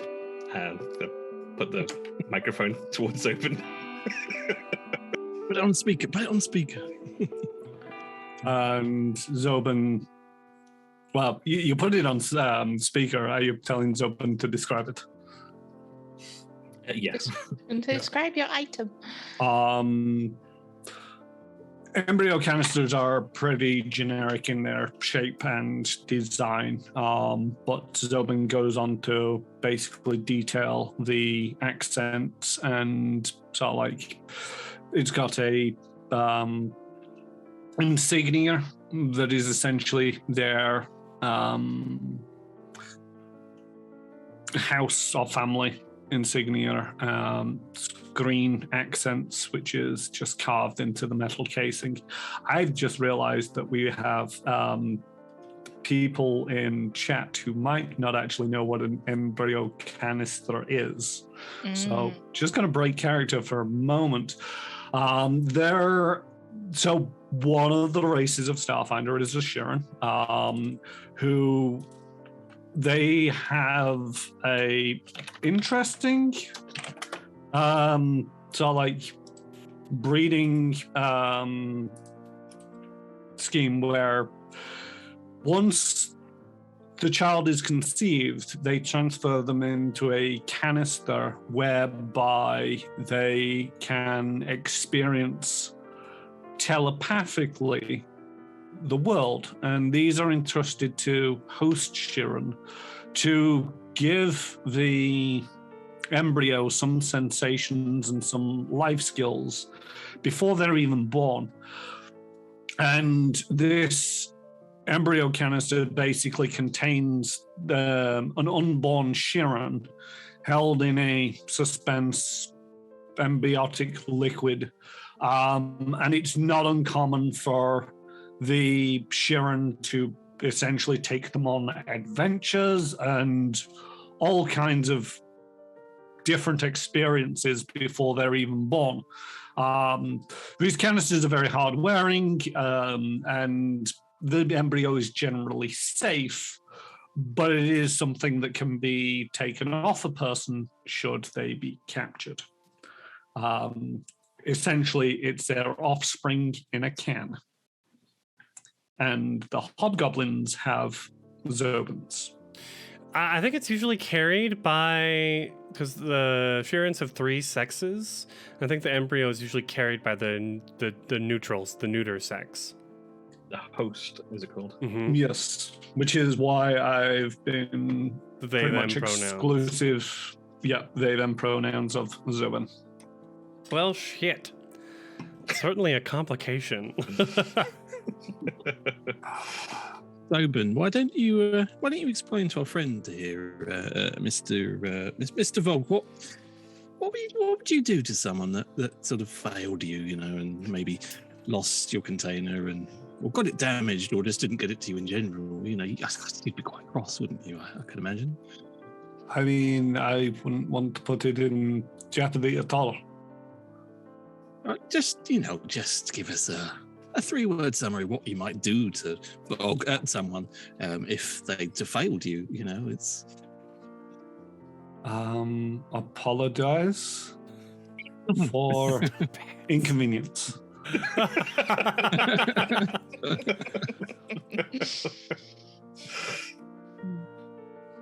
I like your safe words. It's it's good that you practice the safe words that we've put up. That's good. Like, mute, speakphone. Zobin, stop spinning those blades around. The fury of this bug is unbelievable. So Zobin is looking so confused. Vog gets it's like, so if I get this for you, you're definitely going to deliver something to the resistance. yes. Look around the group. Like, yeah. Put it in. This was definitely the last nail in the coffin of going with the resistance. Got literal babies being held hostage. Uh-huh. Come on, hobgoblins. Like, what are you doing? Hey, you wanted to keep Zobin around. I really want to keep him around now. If he's We got didn't those think people. that they would actually come with living baggage. I didn't know what to do with them. All right, I will do this for you. All right, Zobin will be on board the ship waiting for you, and once you come with the package, then Zobin will show you to the bridge. Just don't fuck me over.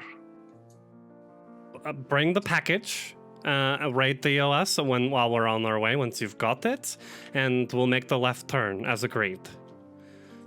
Now Yeva's feeling a lot better. There's leverage here. You can trust a McClan and Vogue. We'll get it done. All right. I'll see you to the rendezvous point. Cool. All Log right. out. Vogue out.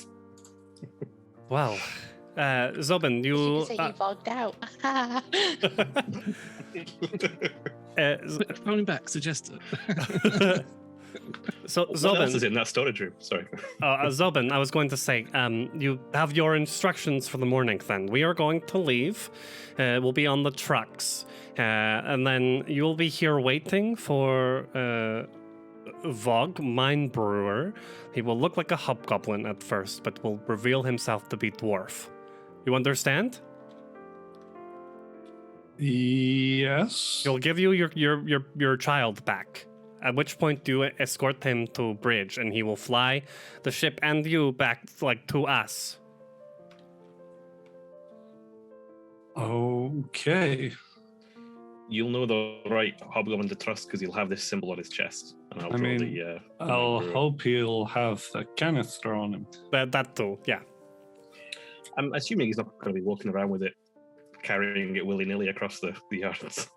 I mean, the spaceship has windows. We established this last week. Uh-huh. That's true. Knock on the door, shake it in front of the window, open up the door, that kind of thing. But yeah, Zubin understands what they're to do. Good. All right, we all should get rest. We need to be as ready as possible for tomorrow. Sounds like a good plan. Been a long, long day. And everybody gets down to rest. Do. Or your resolve points are restored. Yay. Not Jahira's, Yeva's spells are restored. Mm-hmm. And you rest for the night in a hobgoblin camp. Where have we put Where's- Zobin? Yeah, I was going to say, we're smuggling. No, so from what I recall, if we get back to the BD layout, there's 6 beds, 2 of which are occupied on the port side by Yeva, a third one by Jahir. Over on the starboard side, there's 3 beds with flimsy tricks. And and Zobin, or you could put him on the couch. Yeah, we'll let him have a bed. Yeah. Yeah, Unless he snores. but it'd be like cute Sharon snoring. Do embryonic containers cry in the night? It's an important question before we They give them hum. They're completely sealed. The only way to communicate with them is telepathically, and it's more channeling telepathic towards it than it is receiving from it. If any of you are particularly telepathic sensitive, you might get disturbances if it has a nightmare or something like that. But in general, it's a embryo in a jar. Oh, telepathic nightmare babies. Yeah, having a baby's nightmare telepathically put into your brain is horrifying. Hey, I didn't make the Sharon creepy, okay? For such a they're a very like communal based society, so it doesn't seem like too far flung.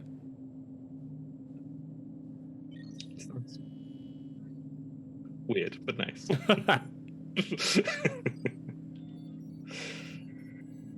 But yeah. Does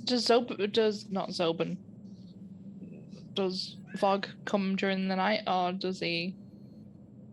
No, Vog is going to do, as instructed, is going to appear, come to the ship tomorrow after you've left with the embryotic canister. Mm-hmm. Show that to Zobin. That's the plan. They don't come during the night. Right. Sweet, so we can just lock the door. Go to bed.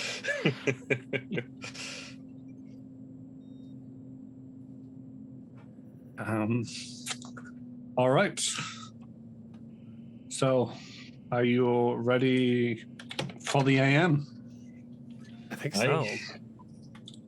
Like, we've got a good plan. Good enough. Finley pulling out the creases of his edge suit. Feel a bit dubious about wearing that still. So, when you leave your ship in the morning, shortly after making your presence and your awakeness known to the camp, Quartermaster Zib comes over with 8 hobgoblins. A member of my squad will be driving the second truck. You'll be in the lead with a couple of my troopers to give you directions. If there's any trouble along the way, they'll know what to do. Is there normally trouble? Do you normally expect trouble? I mean, we're in the war zone. Always expect trouble.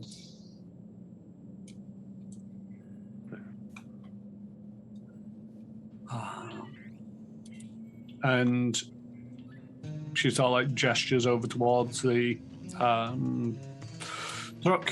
Mortars commands in a goblin to 2 goblins.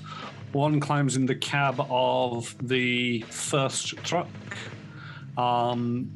And another 6 climb into the other truck. The 6th and 8th hobgoblin climbs onto the back of the first truck. Didn't we want to go second? You did. I didn't. So we're going. Okay.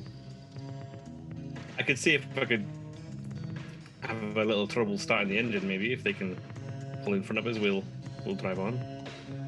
Just behind them. So where is everybody on this? Like, who's driving? Is it a skill check to drive something like this, or is it Would be a Piloting. piloting check. piloting check? Well, if I'm Are you in, a seasoned pilot? Sorry, Gary. I'm a +1 pilot, whatever that means. that's better than. I'm a +2, but I'm not driving. I mean, Would you even fit in the cab? I could sit in those back 2 seats. I could take those are seats in the back. Yeah, Glacker is in one of the seats. You could, in theory, all fit into the cab at the front. We could technically try and throw that hobgoblin out just by the promise so that Yever is big and there's not a lot of space. Please go to the back. The thing is, where is everybody else sitting? I will snipe the pilot seat. Naturally. Come on. We were raided from the back when the goblins were pilfering our berries. So it might be worth hanging out at the back of the truck.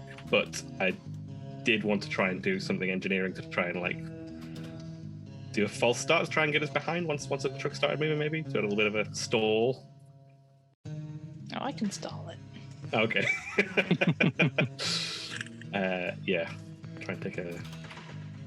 We need someone on point, someone in the cab, someone near the middle guy. Is it Gelka or Shank in the back?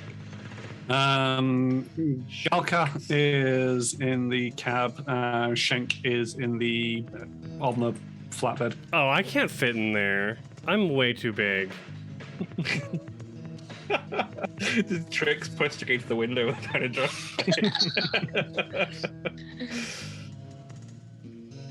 Like, way too big. Okay, so I'm sitting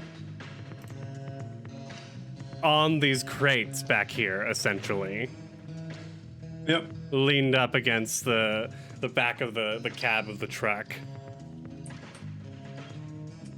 All right, and Flimsy, you are at the back of the flatbed. Is the entire route the cliff on the left, ocean on the drop on the right? Yes and no. Okay. It is a mountain road, and you are going up a mountain, so it's like there's cliff on the left, drop on the right. It's shaded blue. I don't know why. Maybe because of all the ice and cold. Yeah, if it's more of a nothing's going to come behind him here, he'll wait on this side. So he's got. I mean, the other truck will be behind you. Yeah. I mean, nothing's going to come behind him in terms of this direction. Probably not, unless something jumps off a cliff at you. Great.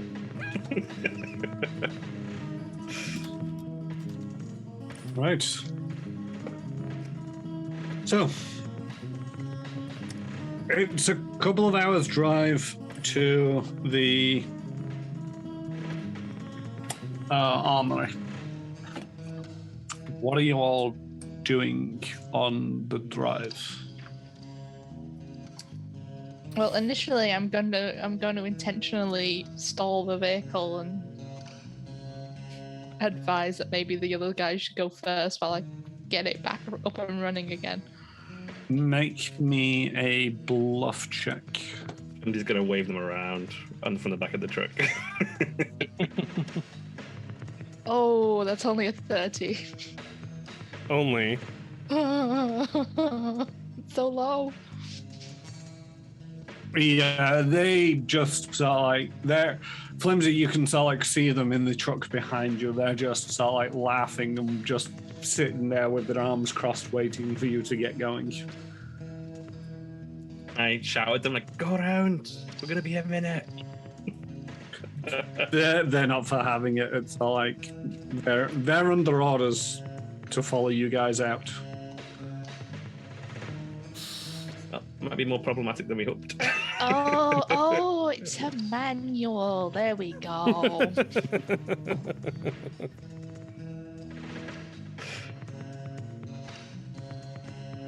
And you set off up the mountain track. Mm-hmm.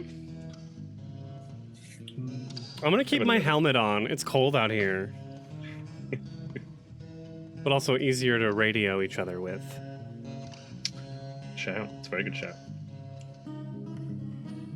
I mean, the hobgoblins are also suited up, equivalently. The one in the cab probably doesn't have their helmet on, but the one on the back of the flatbed definitely helmeted up.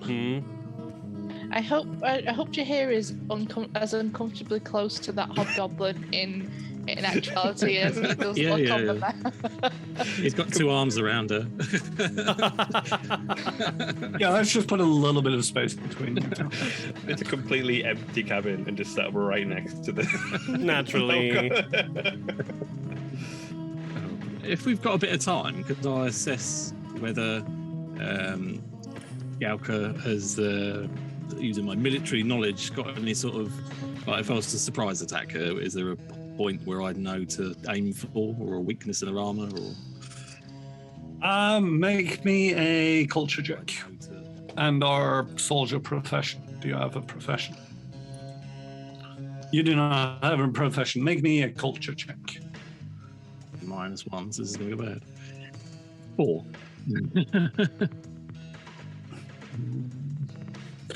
You don't quite. You've never fought hobgoblins much. You're not sure of their physiology or how easy it is to surprise them. You know. Are they chatty, or are they just focused on the job? They're focused on the job. They're essentially barking out brief instructions to tricks. It's like straight on here, left here. And they're keeping the eye out on the road in front of them. Whatnot.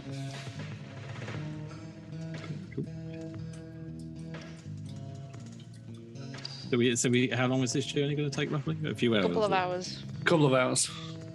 Do we know roughly how it is along to the left turn, or we've got no idea? It seems to be, from Vog's description of it, it's probably going to be later in the trip, maybe after the hour 15-minute mark, thereabouts. And Very chatty. Sorry, go on. I was going to say, can you physically see? I mean, can I see Yaba from where we're sitting, or is it like an enclosed cabin, no like real window? There is a sort of glass window behind you, and you can see Yaba. Can Shenk see Glacka, whatever her name is? No, Shenk and you don't have visual on Shenk. But can they see each other? So that's what I'm trying to ask. I should have said that, but it's difficult to tell because you can't see Shenk. But I You can can. also assume that Shenk, if you can't see him, he can't see you. I mean, it's a little bit, maybe that's not quite the right logic, but at the same token, it's unlikely. Yeah, you can see Shenk. And I can see Galka. Yeah. I've got eyes on everyone. could we use our sort of knowledge just to encourage, just to make sure that Yaba can sort of block any visual lines, as it were? Yeah, you can radio that over, as it were.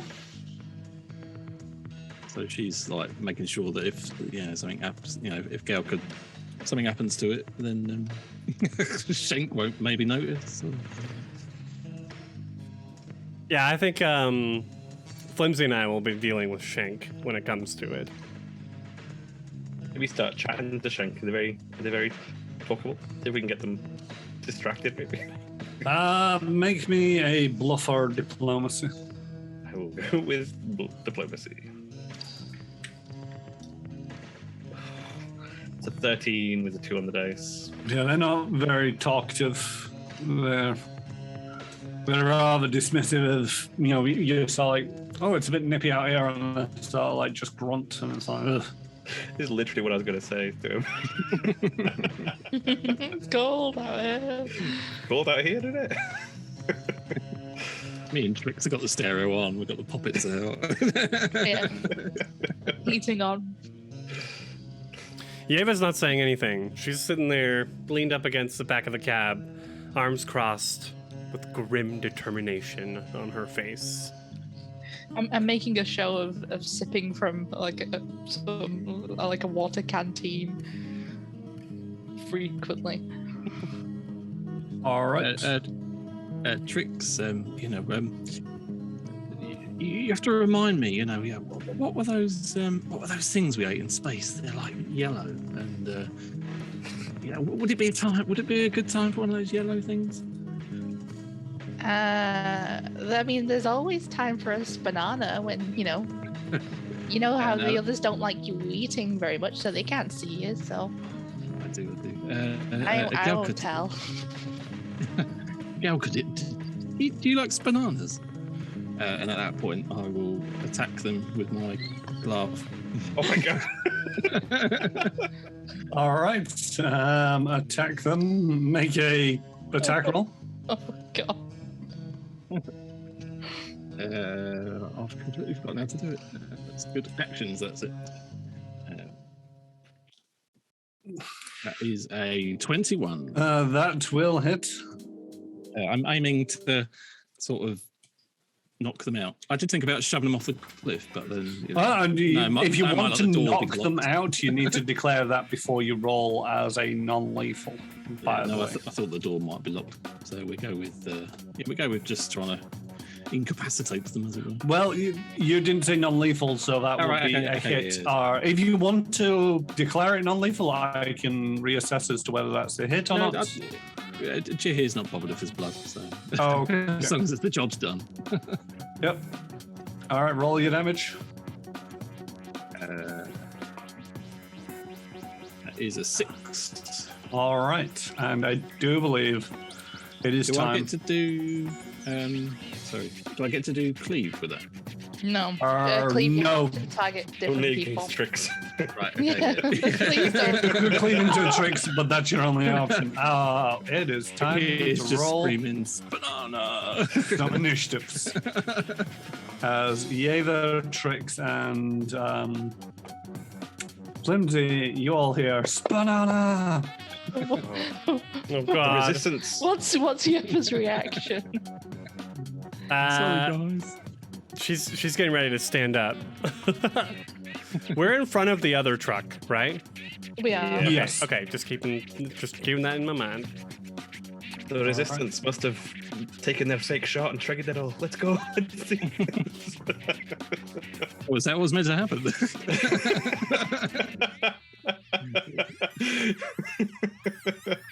There was a plan. We were supposed to wait to hear about the ship.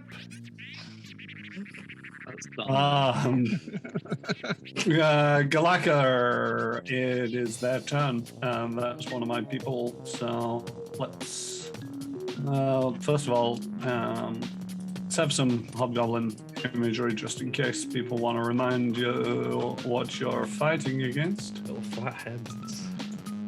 That's a girl worth fighting for. What do we want? Piercing blue eyes. Mm-hmm. All right, gonna retaliate with a melee attack against son of a beasting. That's a 6 to hit Jahir. A 6 against. Against any of your KAC, no, EAC, it really won't make a difference. It's a 6. The natural one. Tricks, Trix. you are in control of the vehicle. I am going to continue driving at a normal pace. Everything is fine. I think So it's a you're- C. Playing it off that nothing is happening. Nothing is wrong. Jahir's just getting overly excited for his banana in the back seat. What's the name of the map again? I lost it. I will reshare it. There we go. Unidentified. Great. Yeah. So, Trix, you're just maintaining pace, not doing anything out of the ordinary? Maintaining course. Yep. All right, Flimsy, you're up. Does Shank appear to have noticed? Yeah, Shank would have noticed because Galaka would have screamed something over the radio. Sorry, I should have probably vocalized that at the time, but yes. Yeah, but you didn't. So there you go. You That didn't. didn't actually happen. I allow you guys to get away with so much. I was just about to say, you can't start holding things against the GM because then they'll start holding things against you. Did you hear your sword's still on the runway? All the way back to base? I remember. So yeah, flimsy. Shank seems to so like stand more upright and so like starts looking around. I'm gonna try and maybe see if I can distract Shank by shouting like, "What has your friend said to my friend in there? They clearly started some sort of argument in there." Give me a bluff.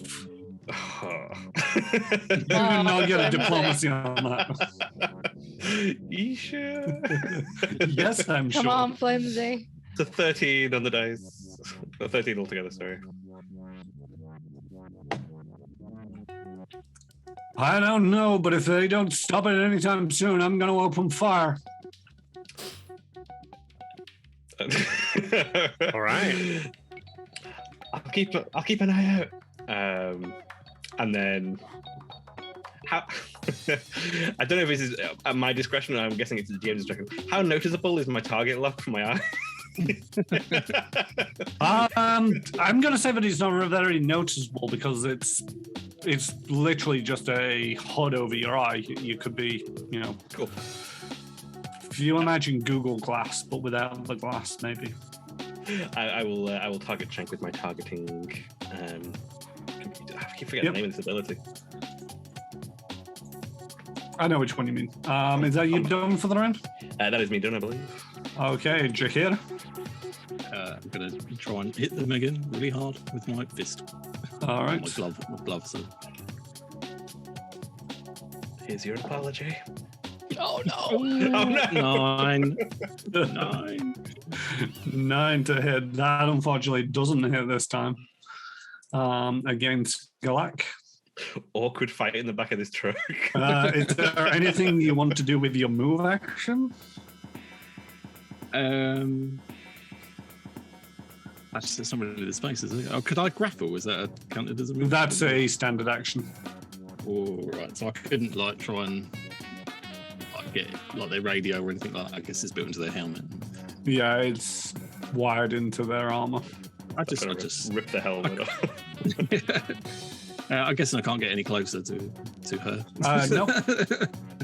You are stuck right there. You could move into the front seat and see if that changes the angle of attack. I don't know. No, I think I'm in good. It's a good position to be punching a hobgoblin in the back of a truck on a winter's day. So. Shank is going to be looking around for confirmation of what the hell's going on. Yeva is gonna take advantage of Shank being not noticing very much about what's going on, and she's gonna steadily kind of stand up slowly, trying not to fall over as the truck is moving, and then kind of looks at him and moves her hands as this subtle prismatic energy flows towards him, and she casts Lesser Confusion. Nice. Okay. He was confused as it was. Failure. They are confused. Officially. He's feeling very satisfied by his bamboozled words, and then sees the magic coming from you. That makes more sense. All right, that's it. Yep. All right. Why are you doing that?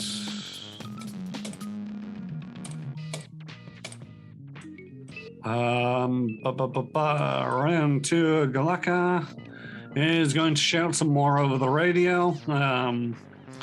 But either of Flimsy, you can hear just in the background, this radio squawking off. But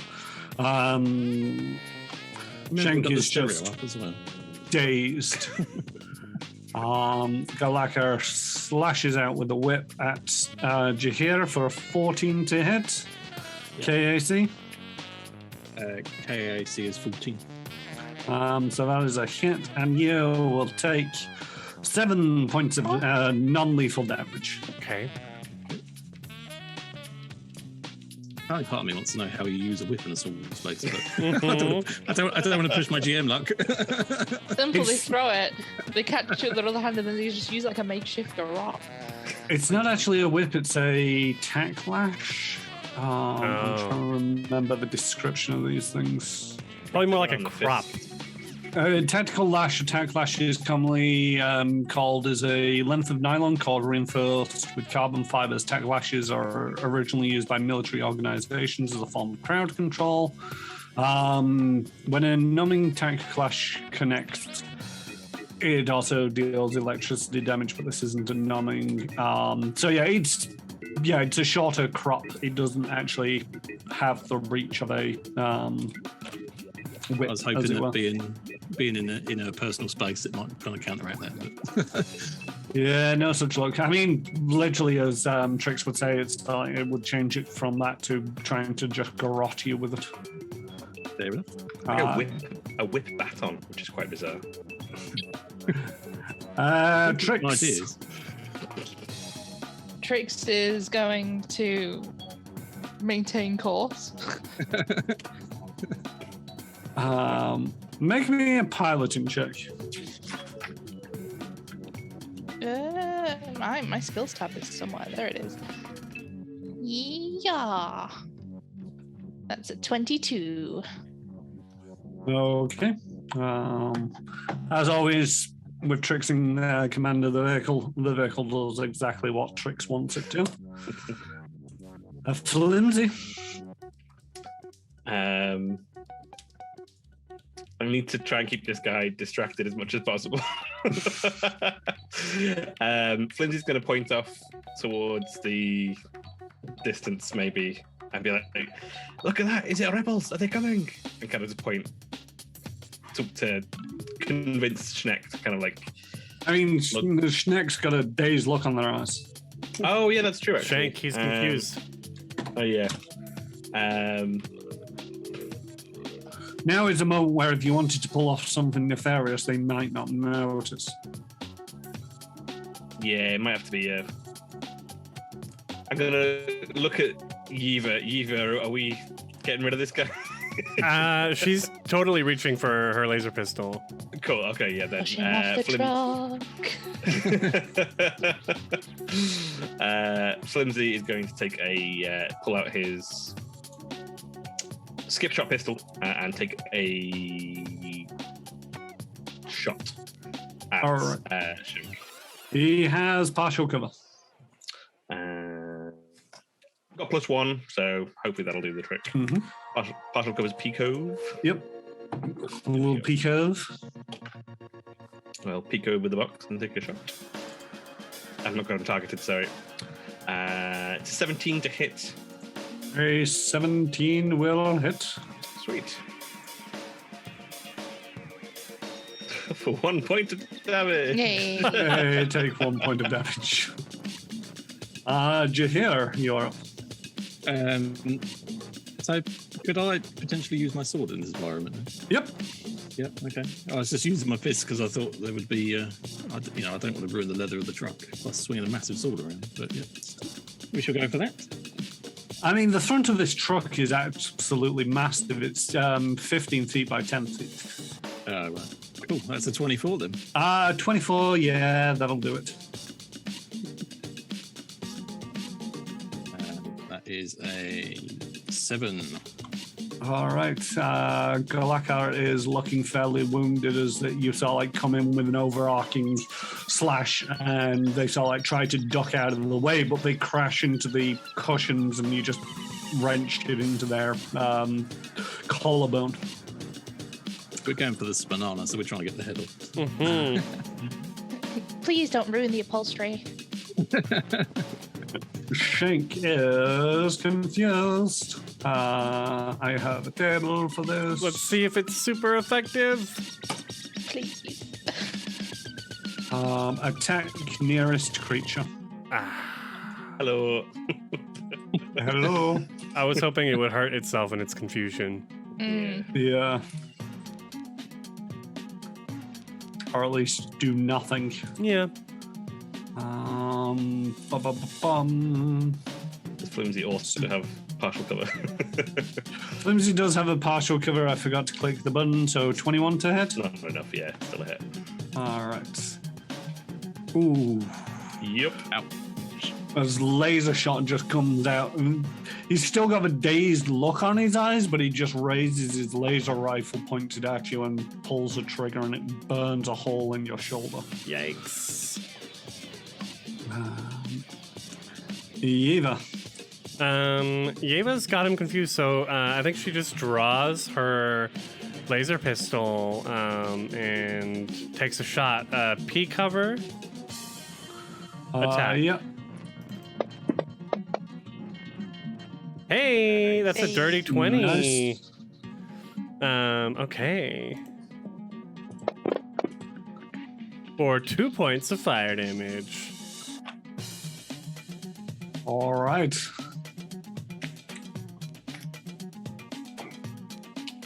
Is the other truck reacting? I was just thinking that myself. Ah, fuck.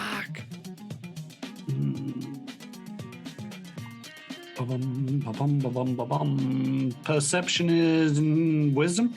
Uh-huh. Yes.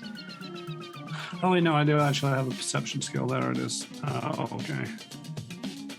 I've got this image of like an Indiana Jones film where we go along fighting on the truck. And then all the other trucks come up and they try and jump on. Unfortunately, this is a narrow mountain pass, so the best they can do is, I don't know, ram you off the road. Oh, that's only the best. I mean, pretty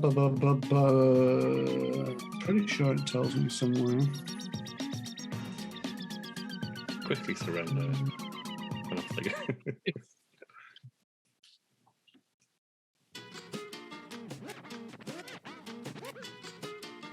Okay. So yeah, they seem to be taking notice and are speeding up.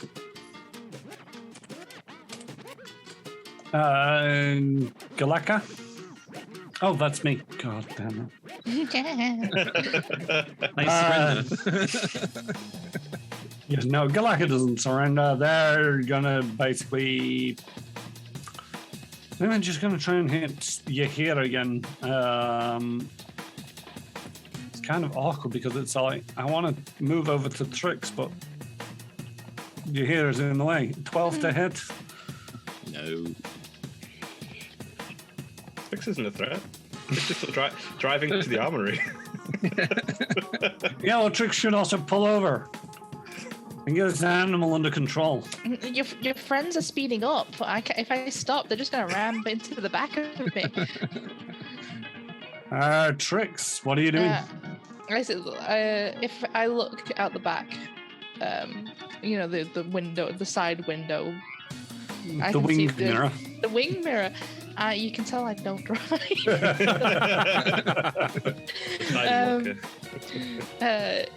If I see them speeding up, I'm gonna speed up to match pace. All right, maybe a perception check.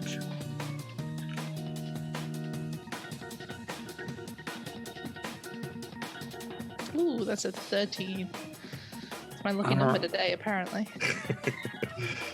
Maybe a piloting.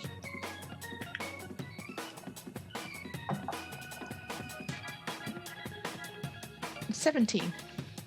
Yeah, you can't quite guess how much they're gaining on you, but they do gain on you somewhat, but you manage to avoid them hitting you by... So, like, as they... So, like, no, they're still getting closer. They're still getting closer, and you jam the foot down the accelerator a little bit more. But you do manage to keep it on the road.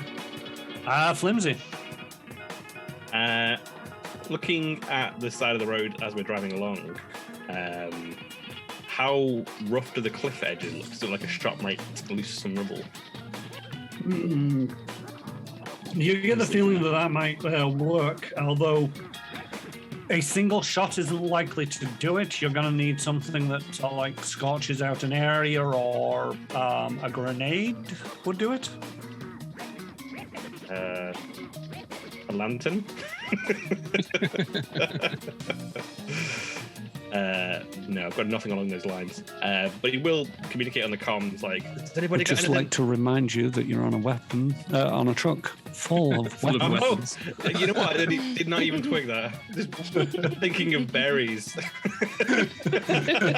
No, there are 25 tons of weaponry on this truck.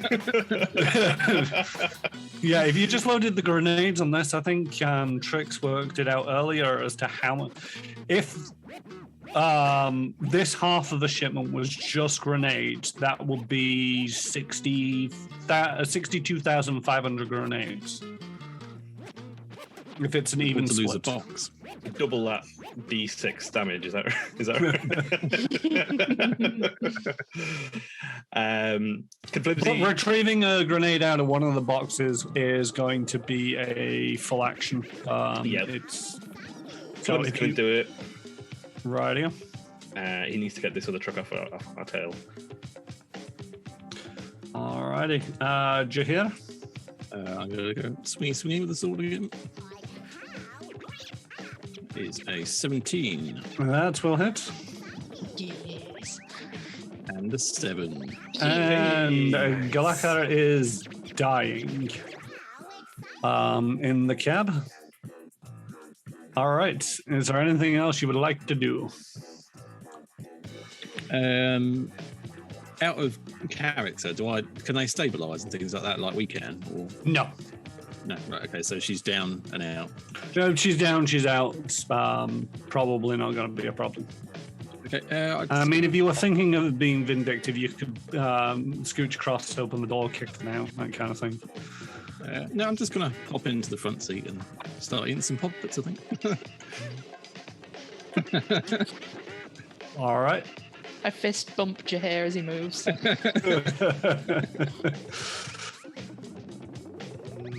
No longer confused, I believe. Mhm. Shank. Okie dokie. He's gonna shoot Flimsy again for a 23 to hit. And this time it sort of like hits the square of your back as you're sort of like trying to fish a grenade out of the supplies, and it burns you for 5 points of fire damage. Like, juggling a grenade in his hand, like surprised by the shot. Better you than the grenade box, I suppose. He is also going to then sort of like duck down to try to increase the cover between him and everyone else. Makes sense. All right, Yeva, you are up. Good thing I'm not going for him anyway. She stands and is focusing on the truck behind us. How far away are they? How far away do you want them to be? Well, okay, I did a quick pointer to the end of the truck from me. We've got about 50 feet. So even if they're 100 feet away, I've got the range for alternate worlds. Yep, you got it. So she starts focusing, infinite worlds is what it is, focusing really hard. And she imagines a world in which the road in between us and the truck is covered in a huge drift of snow that would create difficult terrain for them to drive through in a 10-foot radius. Rightio. Sounds awesome. And she does, and it's going to last for 2 rounds. As all of a sudden, reality phases and shifts, and directly in front of them is this the leftovers of an avalanche. All right, so, sorry, is it 10-foot radius or 10-foot diameter? 10-foot radius spread. Okay, so let me just doodle on the map a little bit, because I need to double check. It's like a All right. nightmare to be driving to have that happen to you. Mhm. On a mountain road. I mean, it's just difficult terrain. And you're So speeding to try and ram the thing in front of you as well, and all of a sudden, snowdrift. they'll be able to plow through it. It'll just slow them down, but that's enough. It depends on how badly they screw up this piloting check. Oh, yeesh. Uh, Yeah, and then she kind of like comes out of it, and her eyes like maybe shimmer. Her normally like black eyes shimmer that iridescent prismatic glow. one moment, I'm just trying to find out if these people have the piloting skill. You'd think that they would send somebody with a piloting skill. Look, I've told you all along that quartermaster does not know how to manage. Wait, is that the chef behind the wheel? I've got your wine. Finally.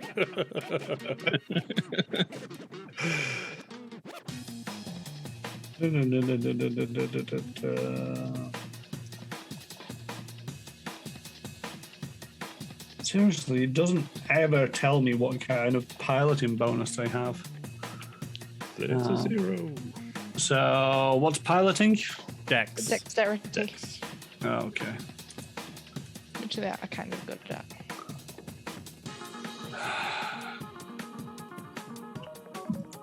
So that's 2 on the die. Hey! See ya. So, as this happens, the snow sort of like appears right in front of them, and they lose traction and just grind the side of the cliff face with the side of their truck. Roll me 2d6. Will do. How many grenades have they got on that trip? Grenades in the future are roll. very inert Yeah. until 2 5s. It's a 10 total. pull the pin. And so, yeah, that truck behind you is looking, it's immediately robbed of most of its speed. Nice. But at the same time, it's looking a little battered down the side. All right.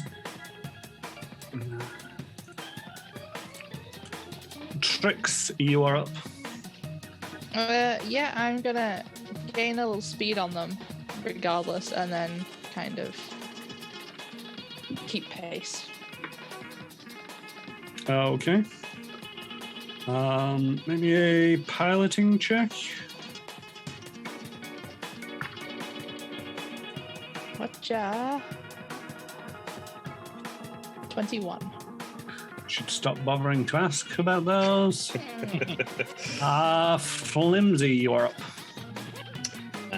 Did I manage to find grenades? You managed to find a grenade. You've got one in your hand.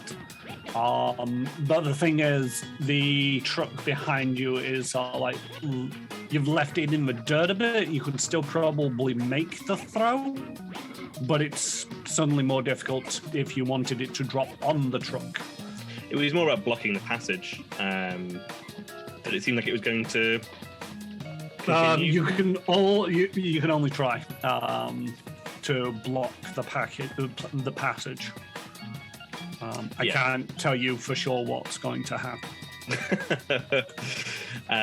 He'll stick with his idea. He's going to throw the grenade just at the rocks at the side and see if he can just bring down some of the mountain a little bit to clear off the road. So we're definitely not going to get followed. Is the plan? Make me a ranged attack. You're aiming for a 15 KAC. Is it ranged? Is it Thrown. Yeah. It's thrown. So here's the thing. It's actually, I'm going to go with range because it's got an event in here, falling rocks. Oh. A PC can attempt to provoke such an avalanche using a grenade or a weapon capable of attacking multiple foes in the area. The PC must make a ranged attack and roll against KAC 15. Hey! Oh my god! I'll take it as a try. For once, we're doing something by the book. Hey. Kind of like look over the grenade, prime it. Here it goes. That guy went on a war. Damn. It's a 15. Exactly.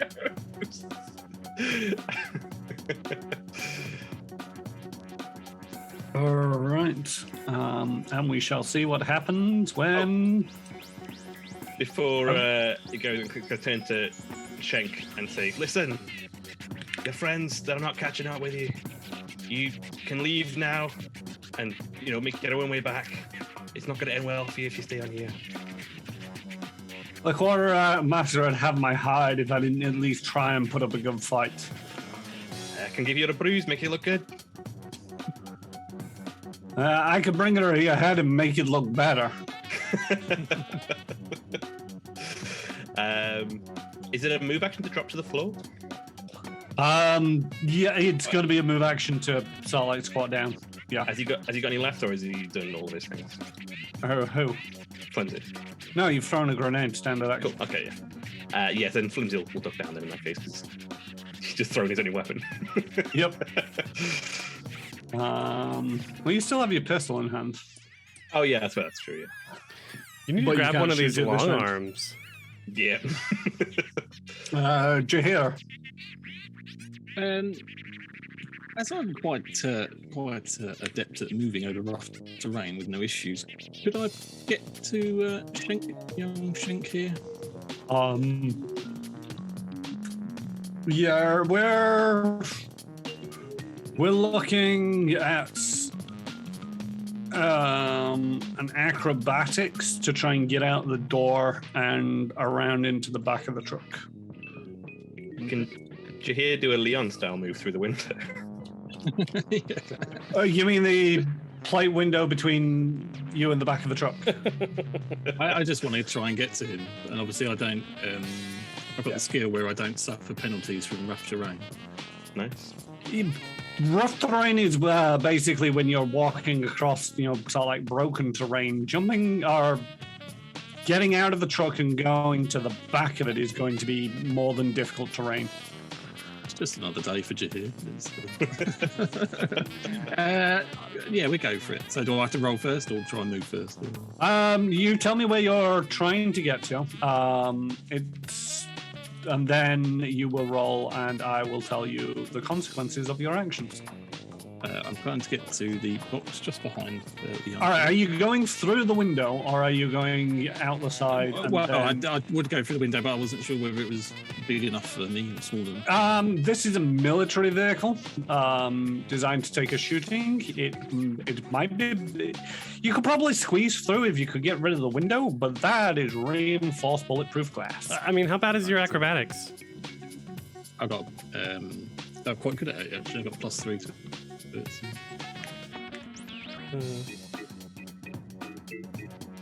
Or I could just stay here. I mean, you are the combat person of the team. Yeah, but obviously, if I fall off the truck and down that big cliff, then well, let's just go for it then. Let's just say that I'll climb out the window and try and get to Shank. So make me. So you're going to go around. Let me just borrow your token for a minute and map this route out. So you're going to go there, and then you're going to go over. You're not going to be able to get to him in one round of movement. I'm getting near to him. Yep. Oh, you could double move and try and get up to him. Well, roll your acrobatics. Let's see what happens. The academic. 11. 11. You struggle. It's fairly windy, especially seeing as though Trix is picking up speed. You don't fall, but you get there with your move action. Okay. So could I double move from here now, or is that it? Yeah, you can double move from here if you so desire. Yep. So I'll get right as close as I can to him, pretty much. All right. It is his go. He sees you appear. He drops his laser rifle, stands up straight, and attacks you with his tech clash. Oh, wrong buttons. I'm doing all the things wrong. There we go. And that is a 9 in total to hit Jahir. Nope, miss. All right, you're up. So I'm on top of these crates for now. I'm gonna move down, like here, so I can at least get a little bit of cover in between me and Shank. And then I'm gonna sort of like hop down and like crouch, and she'll like move her hand in a circle as a burst of frigid air appears above Shank, and I'm gonna make him roll a reflex save, which he fails. 12 against 13 DC. Nice, and we'll take 2 points of frost damage. All right. Or cold, I think it is technically. Yeah, cold damage. And end of the 4th round, top of the 5th, we are going to be leaving it here for this week. Come back next week for the epic conclusion of the mountain drive on the back of a truck with many high explosives. I'm off into the sunset. Just to clarify, what was the signal again for the fight? Just someone had to look out for. Vogue and Zoban were supposed to radio that Vogue had delivered the embryo, and then I told them we would take the left turn at that point. I think we were going to take the left turn, and that would be when the fight began. But oh well, we're doing it now. Just cut out the middleman. Here at Trix, just in the front cabin, just getting a little too impatient with the long drive. All right, I have been Kyron Russmore. Thank you for attending this evening.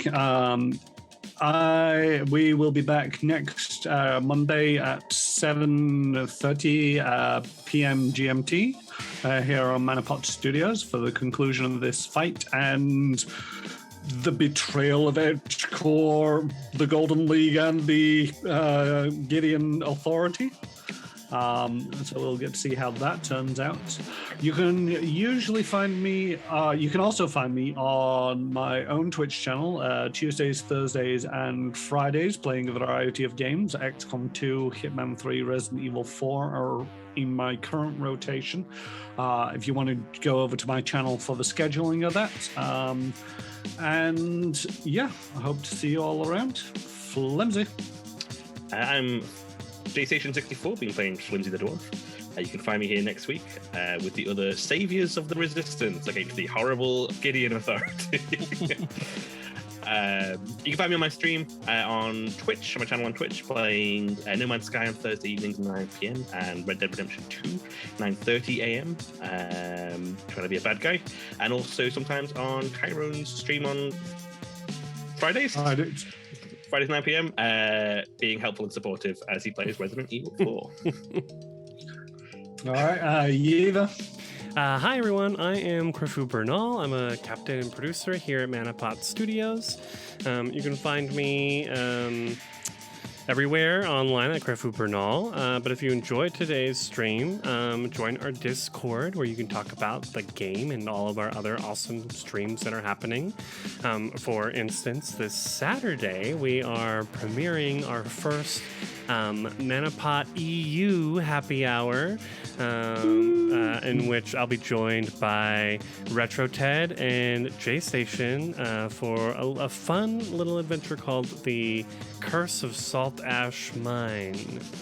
It should be a good time, and bring plenty to drink if you want. It doesn't have to be alcoholic. All right, and Trix. I am Trick Commission.